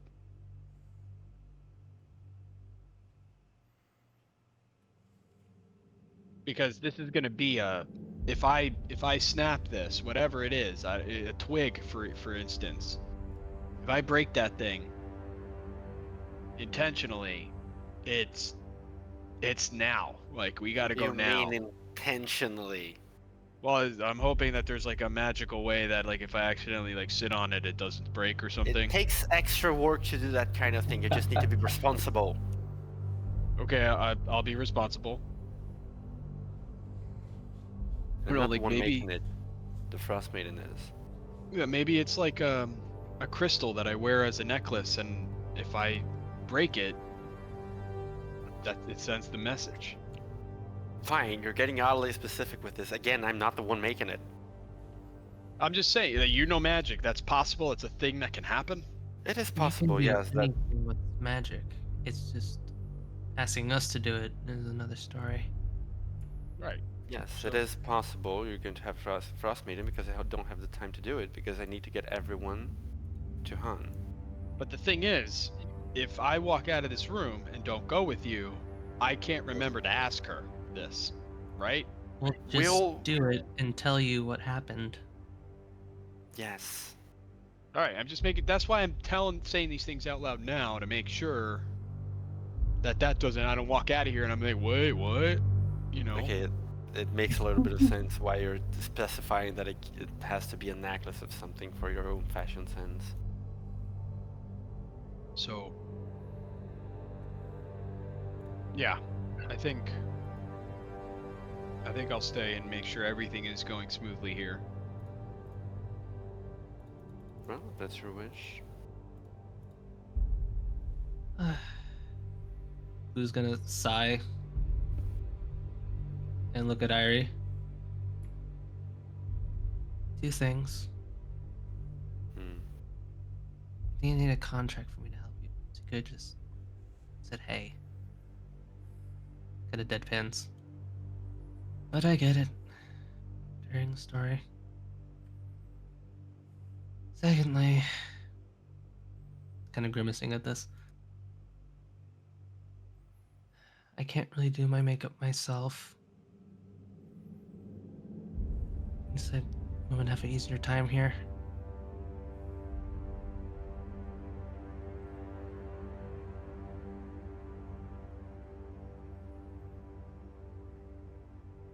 And leisure time? What? You say women have an easier time in Han? They do, yes. I would assume that extends to navigating, just in a general sense. Well, somewhat, yes. It's not like, people are going to stop you in the street because you're a man or something, but usually people in positions of power it would be more common for them to be women. They're usually more respected, just in general. People that are more respected are often told things more than the others. Correct. Which means if I'm going to be sleuthing, I'm going to have to be as convincing as possible. Correct.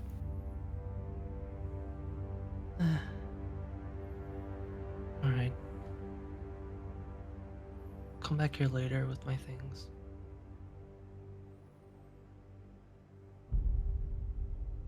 And Just lost 100 gold. turns to Malachi. I assume you're coming as well. I'm in. I want to get this through. Do I sense undertones, like second intentions? No, You're saying it for Malachi, right? Yes.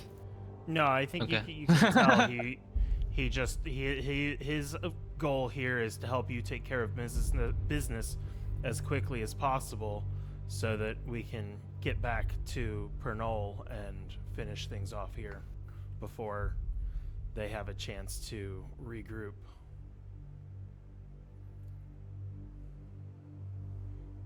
Okay. And for what it's worth, I do appreciate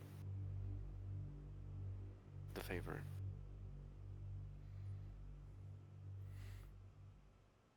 Just promise us that you won't die and strand us in a place that cannot be escaped magically. He says with kind of a half smirk. Don't worry. You'll be fine.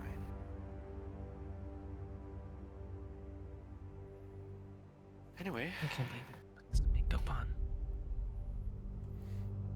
Is she always right? I sense someone is having to deal with some luggage there, but anyway, Kelly gave me this makeup, said I'll probably need it one day, and I said why, and she laughed at me. Every assassin has to go sneak into places that they might not otherwise be able to get into. well, the fact that women are always right is part of why my home is the way it is. Yeah, it only took me going to a whole different plane with some weird concept about gender.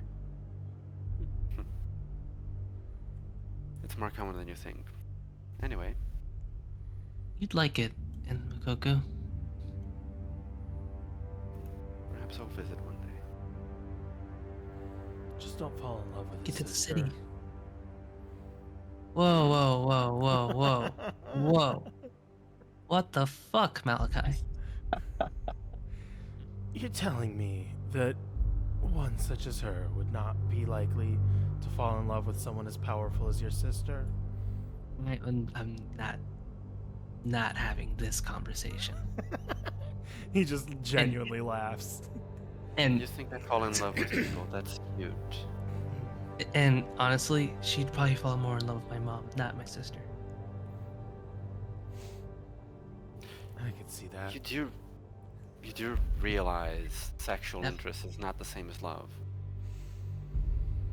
Oh, no, I think you'd like the way that she works. Hmm. That type of love. I don't really view love in like a sexual way. Regardless, do you have any more questions? Obviously, I will explain to you other things about my homeland as we go, and as we're headed there, and as it becomes relevant. But those are basically the short things of it.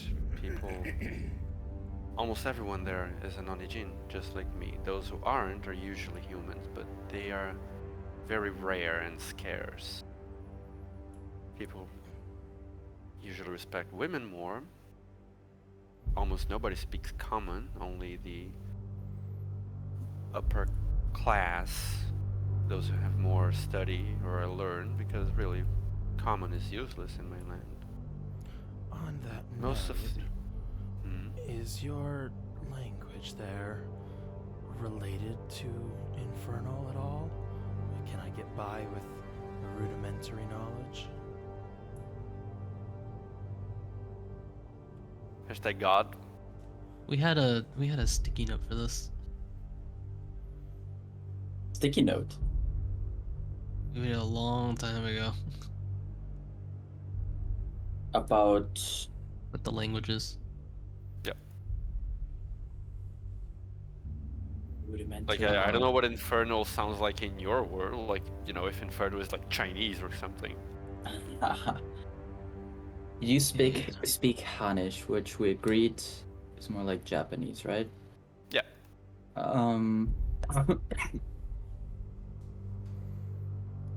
I would say Infernal's probably rudimentary.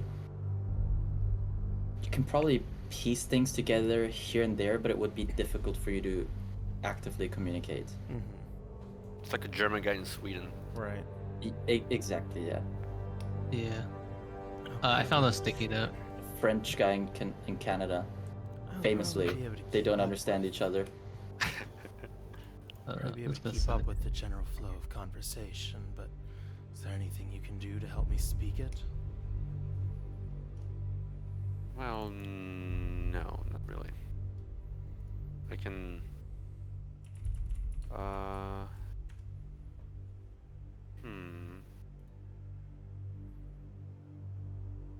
I can help you hear it by letting you borrow something of mine, but I can't really help you speak it now. I'll seek out Ellipsia and see if she can help. I think from Clue's point of view, like he's gonna sound like he talks like an old person. I think actually is how that works. Yeah. I think it's kind of funny to me. Well, Let's go top far. Let's talk like it's like you talk like someone that lived like 100 years ago. What the fuck is wrong with you? That's kind of like I think essentially how Cluedo is gonna work in place. Like he's gonna be understandable. It's just like what do you mean the river Styx flow down the mountain? What? Well, there are several more details about the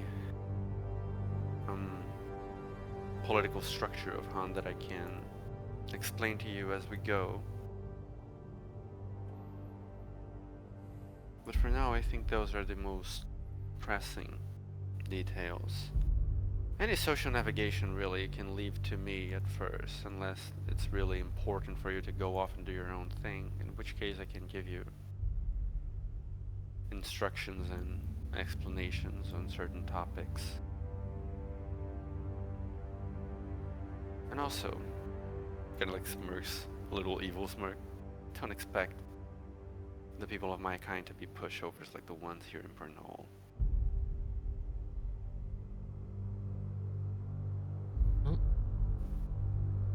In terms of We're quite literally built different. We are stronger, we are more resistant, and we can regenerate our body parts. who kind of shrugs. Malachi minds Almost- taking his arm off because it's made of shadow. Precisely. If you were an Onijin, you would still have an arm. And you, she points at Clue's eye, would still have an eye as well.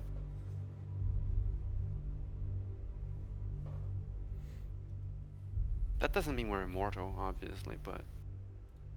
Well, Yeah, that's kind of like that's all I mean. That's all. When he shrugs, he was like, as long as you can be killed, I don't know. It's all kind of the same to me. a lot of hubris from you. But it's just a fair warning. Anyway, the process to take us there is going to take about 8 hours. I wish to begin as soon as possible. Before we sort of adjourn this meeting, do you guys want me to see if I can actively listen to the stream, or If you can what? actively listen in on the stream, the Dreamer stream? Let's go to another room and experiment. I think this Did you whole just idea say to is me? very- Shut up. This is the You- craziest You thing heard, anyone's did he ever stutter? said. So that do not bother her concentration. Well, I didn't mean that I will need 8 hours to prepare. I mean that the process is going to take 8 hours for all of us together. Ah. So might as well try it while I'm inside this bubble then. Yes, if you wish to do anything, you go around and do whatever it is you need to do, have the conversations you need to have, and come back here and we will begin the process. I won't bother going out because my other self is already handling things. Okay. I will now sort of tap into the stream and listen in. Malachi will cast Intellect Fortress on you. Imagine. I was just imagining he casts that and you can't hear anything. Would that be that would be I fine. will cast guidance on Clue, sort of like on the down low. Like as they do it, and Ida's looking at them with the eyes of absolute judgment. She just like touches the symbol of the concealer on her neck and says like, "Don't let that stupid fucker lose his mind." I can hear you. I know.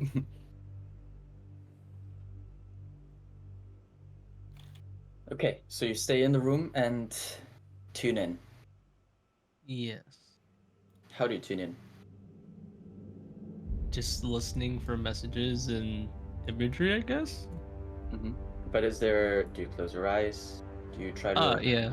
He What's the closes vibe his here? eyes and sort of Mhm. sits as a and starts to focus in. I think his tails kind of act as sort of like dialing rods. Mm-hmm.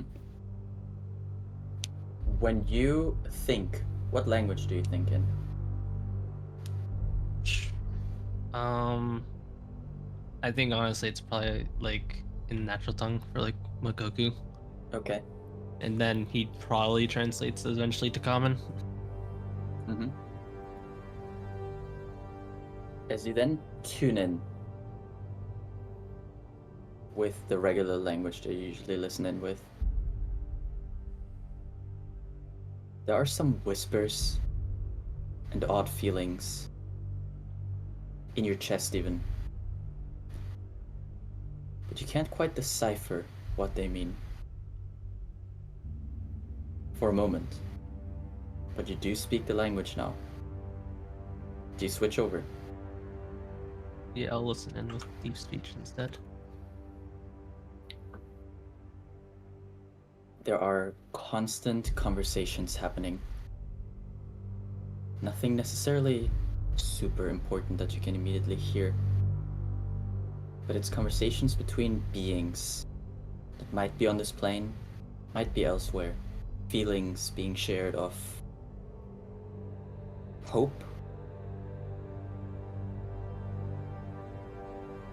feelings of imminent success, perhaps freedom even. Then there's also a feeling of deep, deep hunger.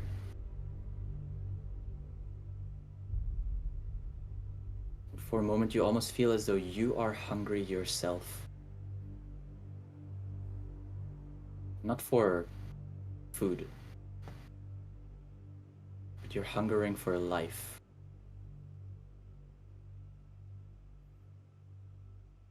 Whatever you are right now, Clue, there's something inside you that is so much hungrier than you have ever been. For power, for knowledge, and destruction as well.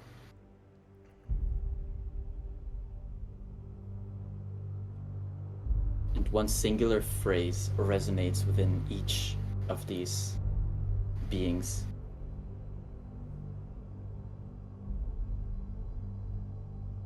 We're coming.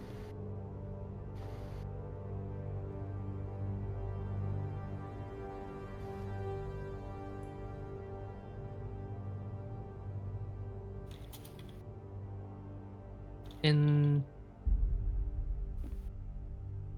my at my side with the blade,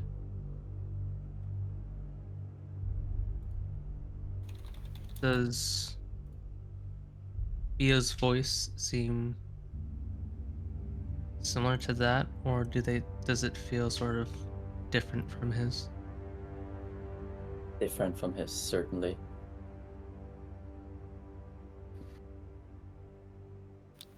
You've had a different experience with Bia recently as well. And Bia has been perhaps a little bit more gentle in your mind in the way he has interacted with you, especially that last time. And while Bia is a sin and a monster to so many,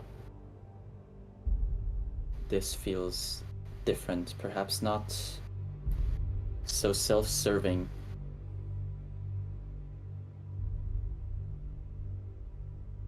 but definitely more guided by the hunger of an entire population. A wish for freedom shared by so many.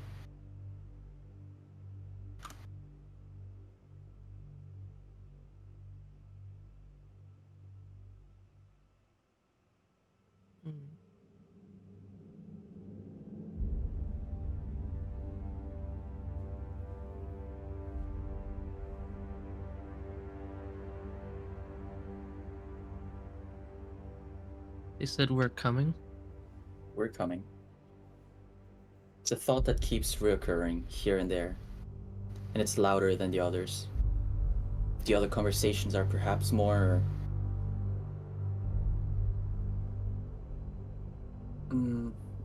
really simply conversational.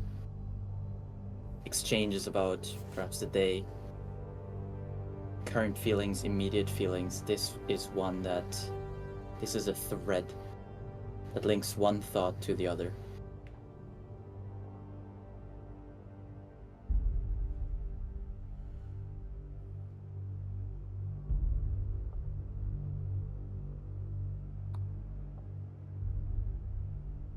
And certainly, Does last this bit feel of it, this is does this feel similar to the statue or the brain? very much so. And I was going to say as well, certainly this is not Pandora's voice.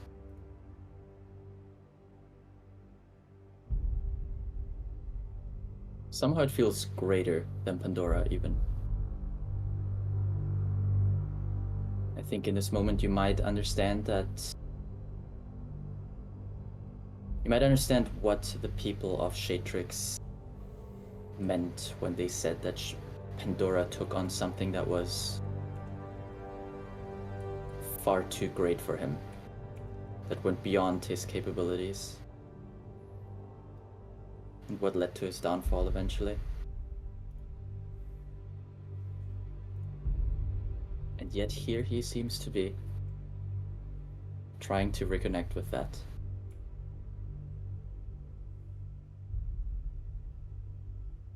I think Clue will stop listening and sort of shake his head in disappointment. And I think, though he's not necessarily calling out to be in this moment, he will say it inside his head.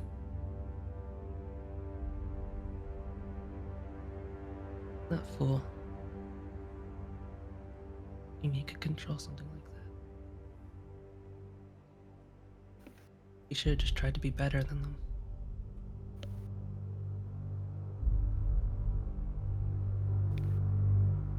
Too much pride.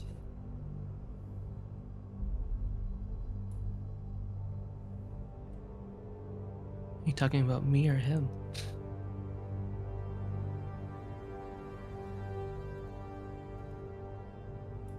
No response, but if you could feel a smirk, you certainly do now. It takes a moment.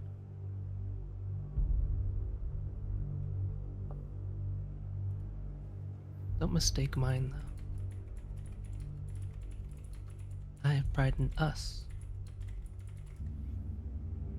I don't just mean you and me. All of us here. And Shatrix, Makoku, Feywild, Shadowfell.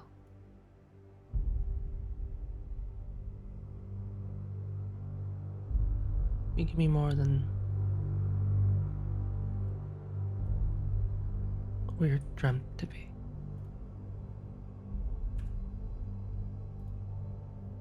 Pride isn't just meant for yourself.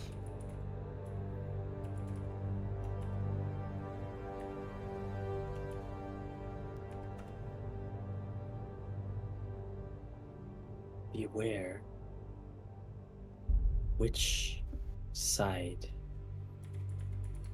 you are on. The line is a fine one.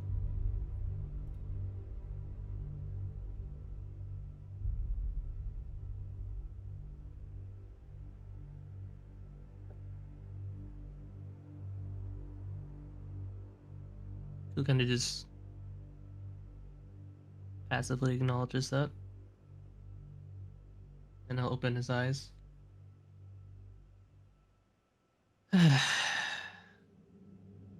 Nothing. Well, nothing I didn't expect. I was right, though. that stream that he talks through. He is just a voice in it. There's Oh. much, much more. It definitely doesn't belong to him. It's a Yeah. reflection of the world itself, you could say. I forgot to address this earlier, but it definitely also exists once we go to Shadrix. It's not like you're going to lose access to it. Yeah. What I mean to say is, I don't think it's as simple as trying to reach out to one another. I think both of us have to be willing to receive, get some sort of deeper connection. What I'm most concerned about is not whether or not something of yours is going to be read by him or accidentally or something like that. It's that you are risking diluting your little consciousness into something far more vast than itself.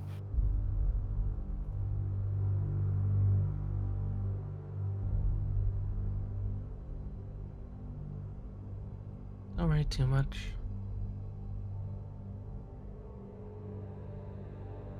Things I hear from it aren't anything I'm really interested in.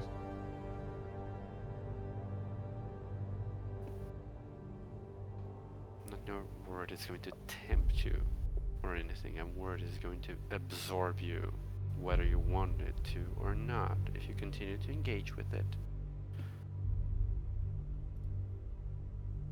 But it's your own choice. Just gotta get stronger, yes.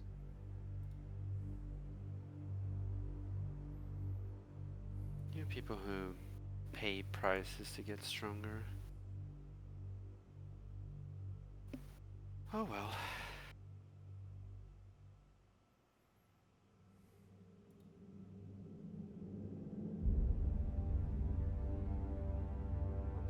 Let's explain things to Jax.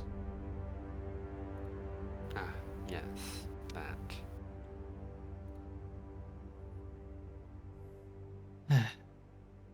Include looks at Jax. It'd be really annoying in a few seconds. Well, you go take care of whatever you need to take care of. Be here as soon as you think you're able to, but I would not like to wait more than a couple of hours to begin. I'll be back with my makeup kit.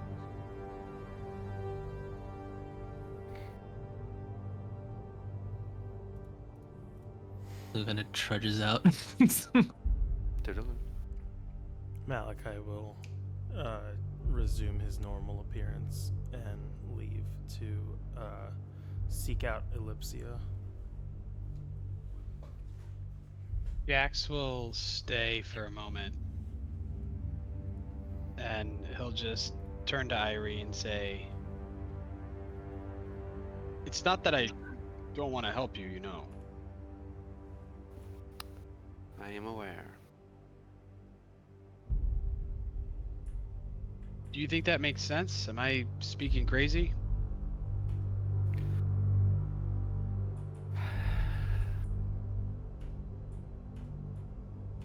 Like I said before, if I thought you wouldn't be of any use to us on this journey, I would not have even extended an invitation to you in the first place. I'm not that kind of woman. I also think that what you are saying with regards to tracking the acrobat might make sense. Although his ship does not only fly, it also swims under the sea itself, and Pernod is big. I don't know what good it will do for you to fly around the entire continent looking for him. At the end of the day, you may be able to track him to some degree, or you might just pass several days flying around accomplishing nothing until we are back. It's a risk you're taking.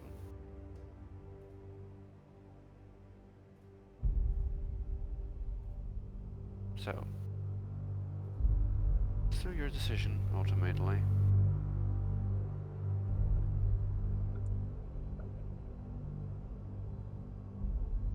If it was your decision, what would it be?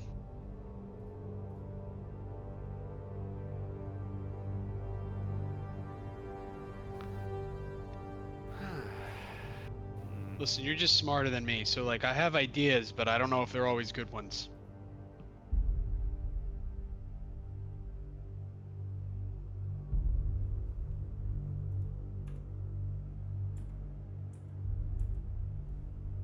Hmm.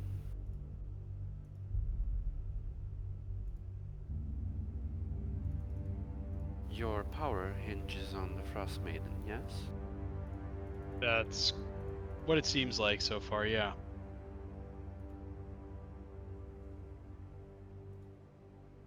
Would it not be wise to consult with her before making a decision? If she has any other sorts of interest? Listen, it's a good idea. You But- can't leave the room, though. Right, so you think I could ask her here and talk to her about... I mean, I guess I won't have to say why we're going, but... Heidi immediately undoes the tiny hut. Ellipsia, are you listening? Now I am. What do you think about Jax here coming with me and the others on a little trip to Han? Would there be anything you would want him to bring to you as a souvenir?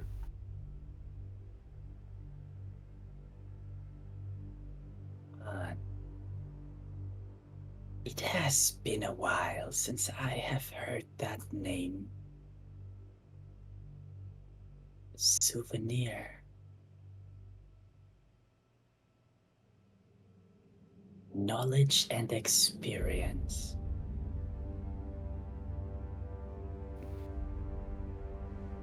Heidi just looks at Jax and shrugs. He can hear that too, obviously. Yep. Yeah. You think it's better if I stay? Is your room like... It's not magically guarded, no? I mean, it's No, her it's not. castle. Yeah, it's her Yeah. castle.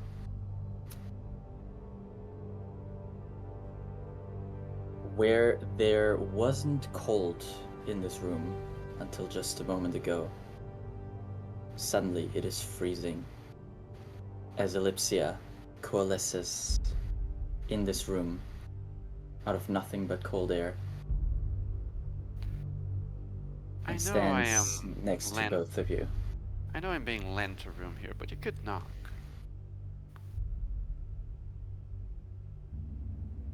What's the fun in that?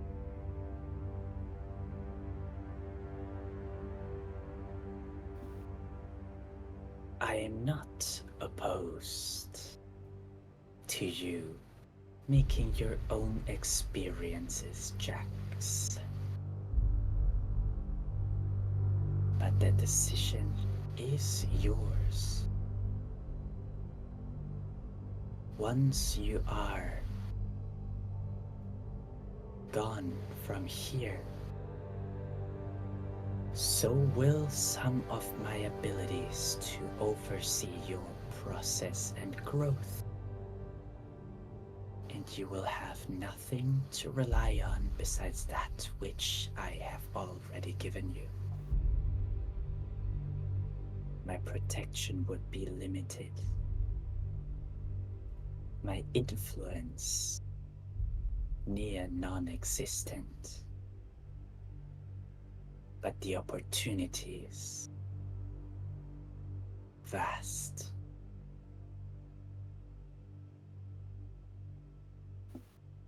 Are you perhaps afraid?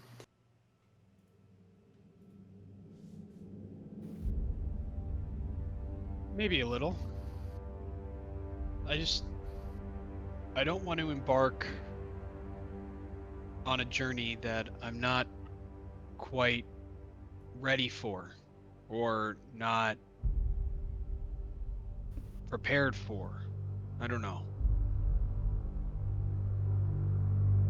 Before I found you, I felt that way. And then your gifts have brought me some confidence, but I'm still working on that.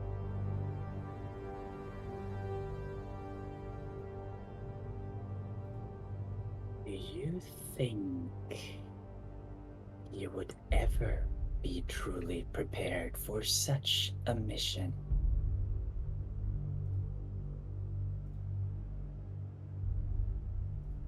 I'd like to think so. When?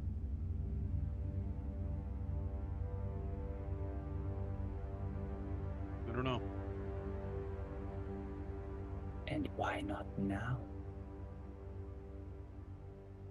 What are you lacking? Is it power? Is it friends? Is it a guiding hand? Something to fight for? Do you lack motivation?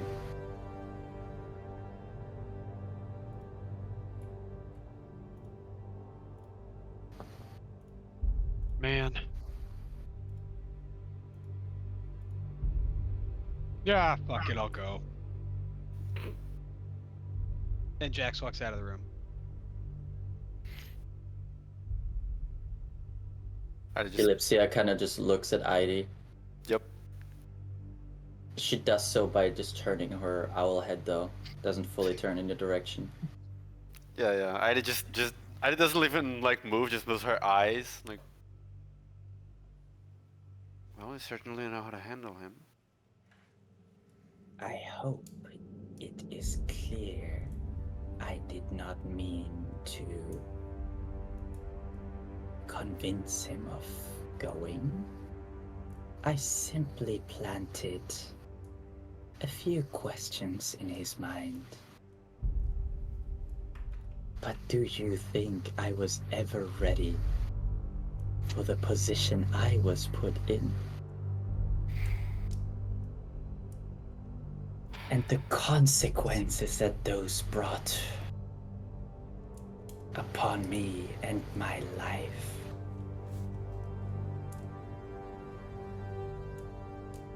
Yet, here we are. Have you ever heard of the Sword of Damocles?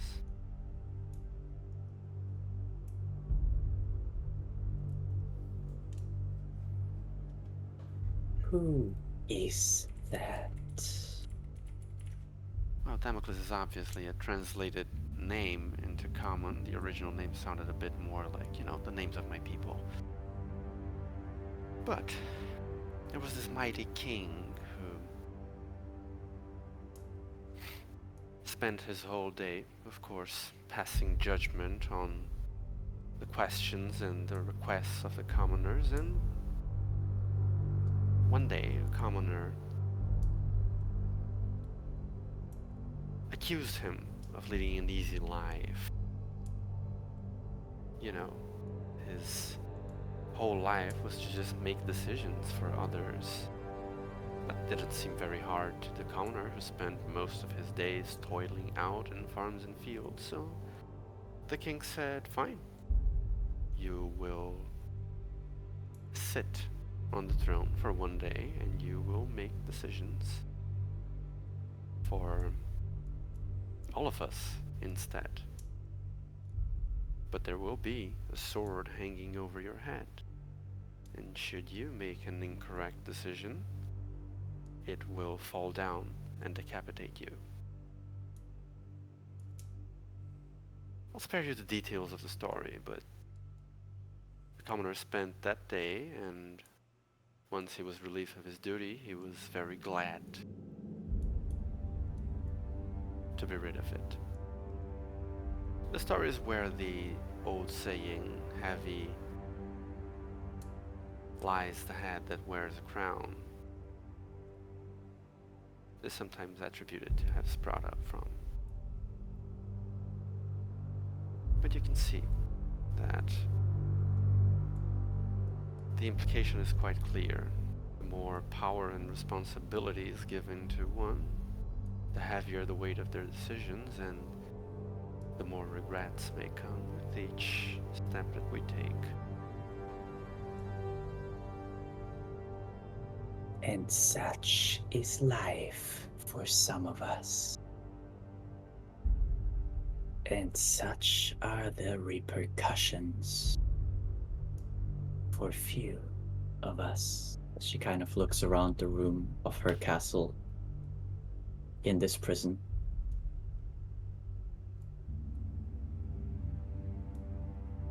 What do you intend to do once all of this is finished?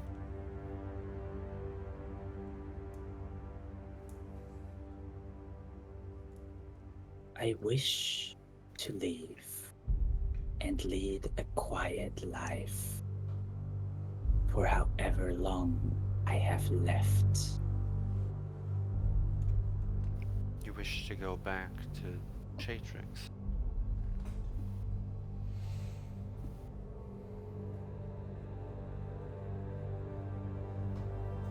She does hesitate for a moment. On one hand, yes, as Chatrix was once home to me. But every single move I were to make there will be scrutinized. Tyrion will be looking over me at all times. And so will his brothers and sisters. I don't believe there is a place for me to return to in Chatrix.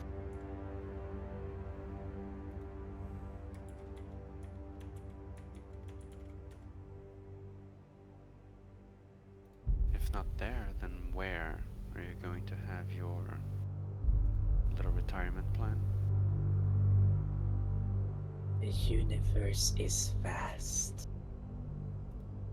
and there are places none of us have explored before. I assume one such place might be a fitting retirement home for myself.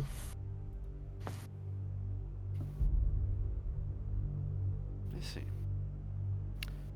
That sounds nice. Well, I hope you get your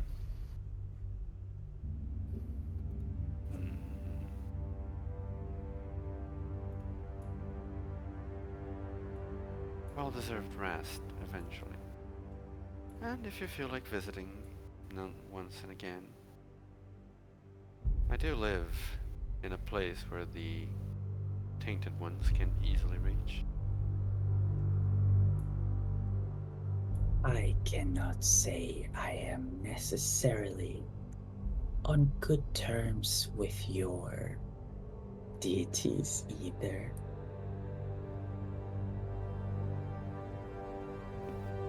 We might have seen eye to eye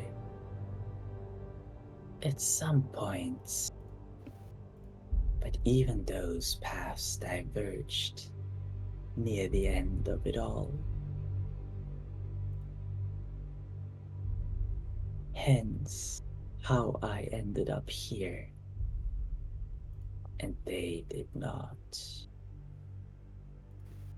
And you can sense just smallest bit of resentment in her voice. Be it for them, or for her past self, you do not know, but there certainly is something in there. I know, and that's fair. All must pay for their crimes or run Oh shit, they're that still here. firsthand. Yeah, I mean, when she showed up, he stuck around.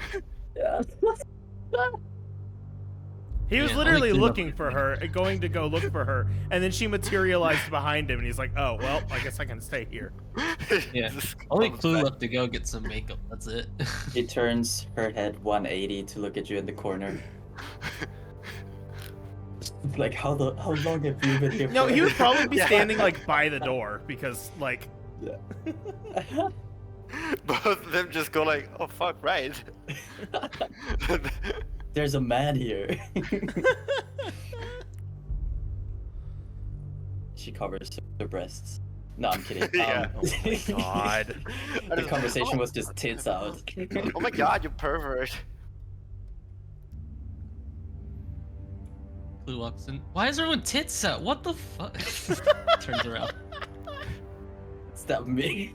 It's that meme of like Heidi and the maiden cradling each other's tits. Like, oh my god, they're so big. Anyway. Anyway, moving on. Sorry. God. Well, I guess it's only my responsibility. yeah, he said he said like you must either face your crimes or continue to run from them. I know that one firsthand. And how are you facing them now? So far, killing my enemies seems to have worked. See how much Isn't that longer just I this- can make continue. Isn't that just escaping in your own way? One might say so. Killing everyone who could hold you accountable. I don't blame you for using those methods. I understand where you came from.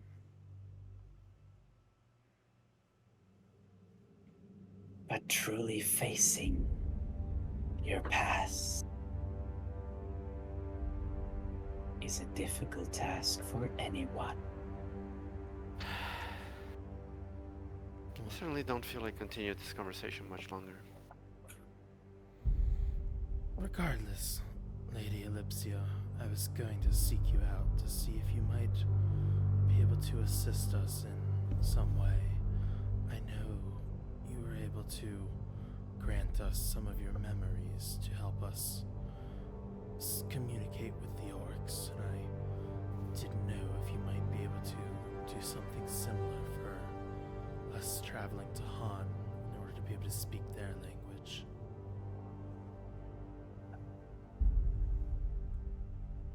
Memories of my interactions with her folk. They are vast and deep within me. I could share some and grant you temporary ability to communicate.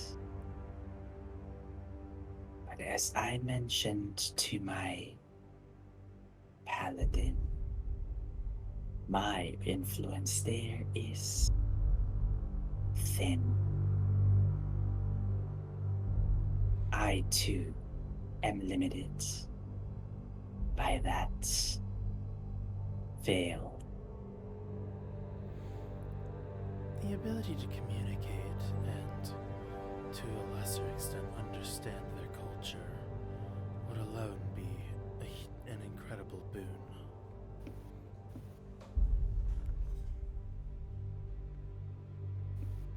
I can do that much. But the rest will be up to you. As it has always been. As it will always be. He returns with some makeup in hand. Okay, so my eyelashes are already kind of long, so I don't think I really need like any like fake lashes. You could probably just curl them. Oh! Hi, Miss Frostmaiden. I sense that this part of the conversation is no longer for me. Unless you know how to do makeup. Do I look to you as though I have worn makeup before? You look pretty. I know. And it is all natural. You walked right into that one. That was more of a setup, like everyone feeling good with themselves. And I was honest, so it doesn't really matter either way.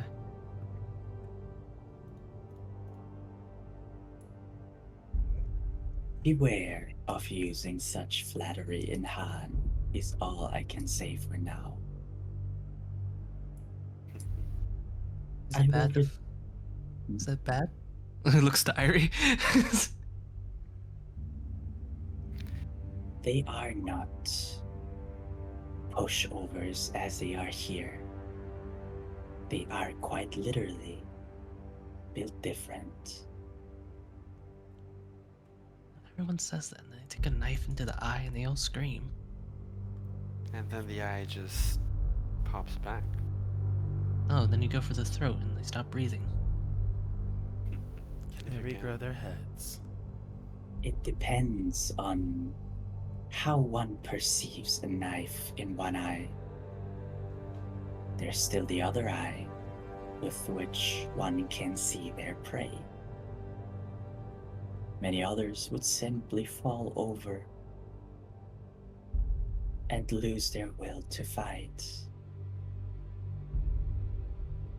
Across the board, however, she kind of looks at Heidi. Her people are particularly resilient. And forgive me if I say sometimes a little brutish when it comes to those matters, but respectable nonetheless.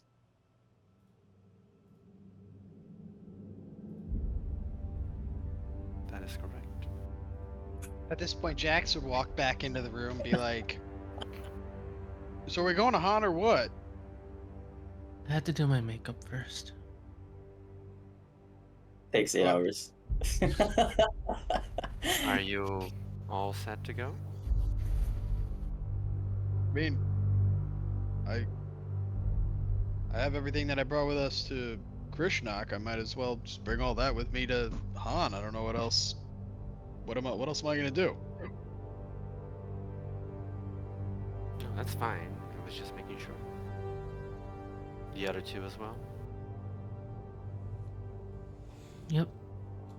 Assuming the Frost Maiden did the thing. Not yet. Frost Maiden, would you please do the thing? I can do the thing. But first, I have a question for you. I assume you will be in charge of transportation. How Indeed. do you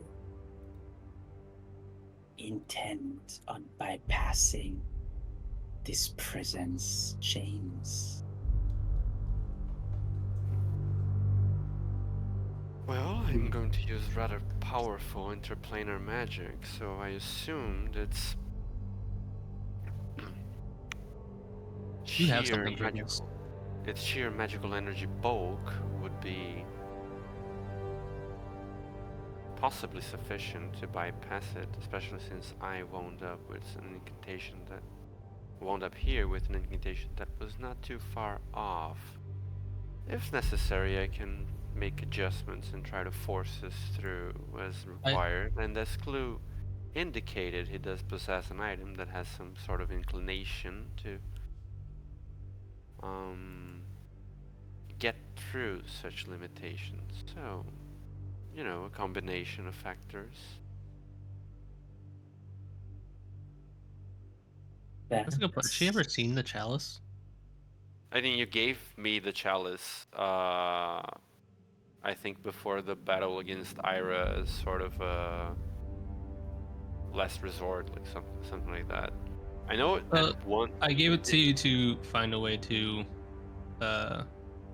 easily sort of get more in and out of the Shadowfell because I knew you wanted to leave. Oh, yeah. That's what it was. And so he gave it to you for those purposes. Yeah, I knew he had given it to me at one point. Yeah, I was just curious. I was like, oh, has the Frostbite never seen the chalice actually? I don't believe she has. But she will say, that might be enough. Entrance is easy, but leaving is near impossible. Don't you think Pandora would have left already if it was that simple? Well, certainly, but I also imagine that the bulk of the entrapment is focused on him. He is the most important one to not be able to leave. The elves seem to be able to get out just fine, so I figured I probably would be capable of doing that too. You know who brought them. You know who took them out of here. She was not like the others. I am aware, and I do not mean to put myself on a pedestal or anything, but I do believe it's healthy to keep a mindset that if others can do it, then I can do it too.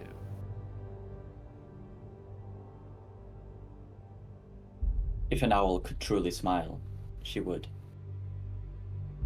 But they really I can't. think I'm gonna kill an exalted.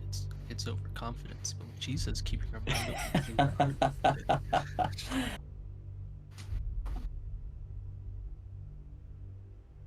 I do not mean to suggest you cannot. I simply implore you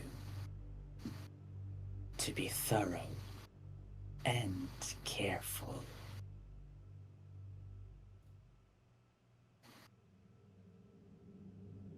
Very well.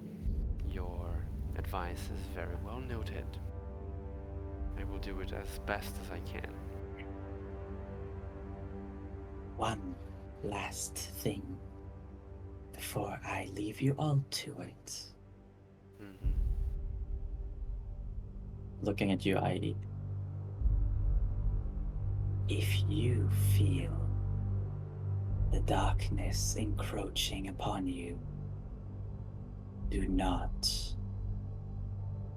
look at it.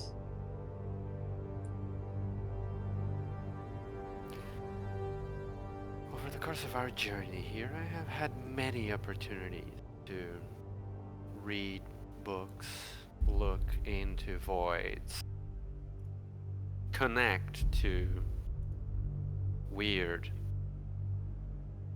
tentacle-bound pods, or even to a creature's brain. I am quite satisfied to say I did not cave into my curiosity a single time.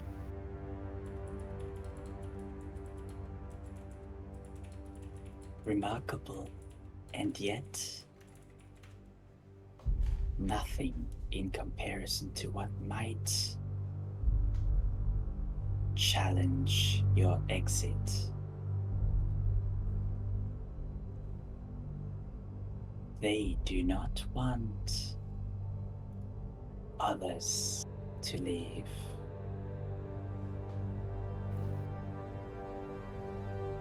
Very well. We'll have to trample them too, then.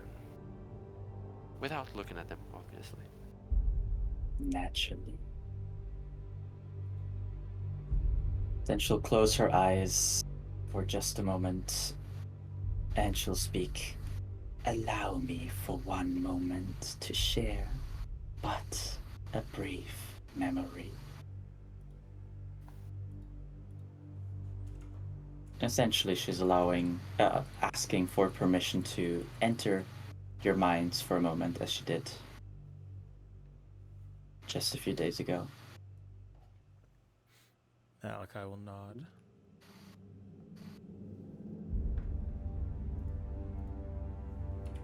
Anyone opposed? No. Mhm.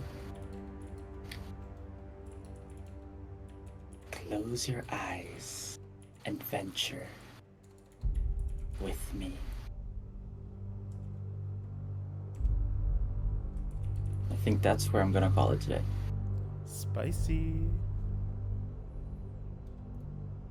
All right. So memory next week, and then off to fucking Han. Yes, we're all going. Let's go. You. I have to post. Real clue. Jax was like on top of the fence. I There was was a very fan- man. There was the fence, and Jax was like crushing his balls against it. Yeah, I really didn't know what to do. Jax was the fence. But yeah, we'll stick together. Dude, It'll be I fun. hold off on showing you the full map with Han until next week. Am I blue balling you? I think I Yes. might. Do it. I think I might. Yeah, I'm blue balling you. More fun that way. Yep. Love it. Excited. Yeah. I use painter supplies to do my makeup.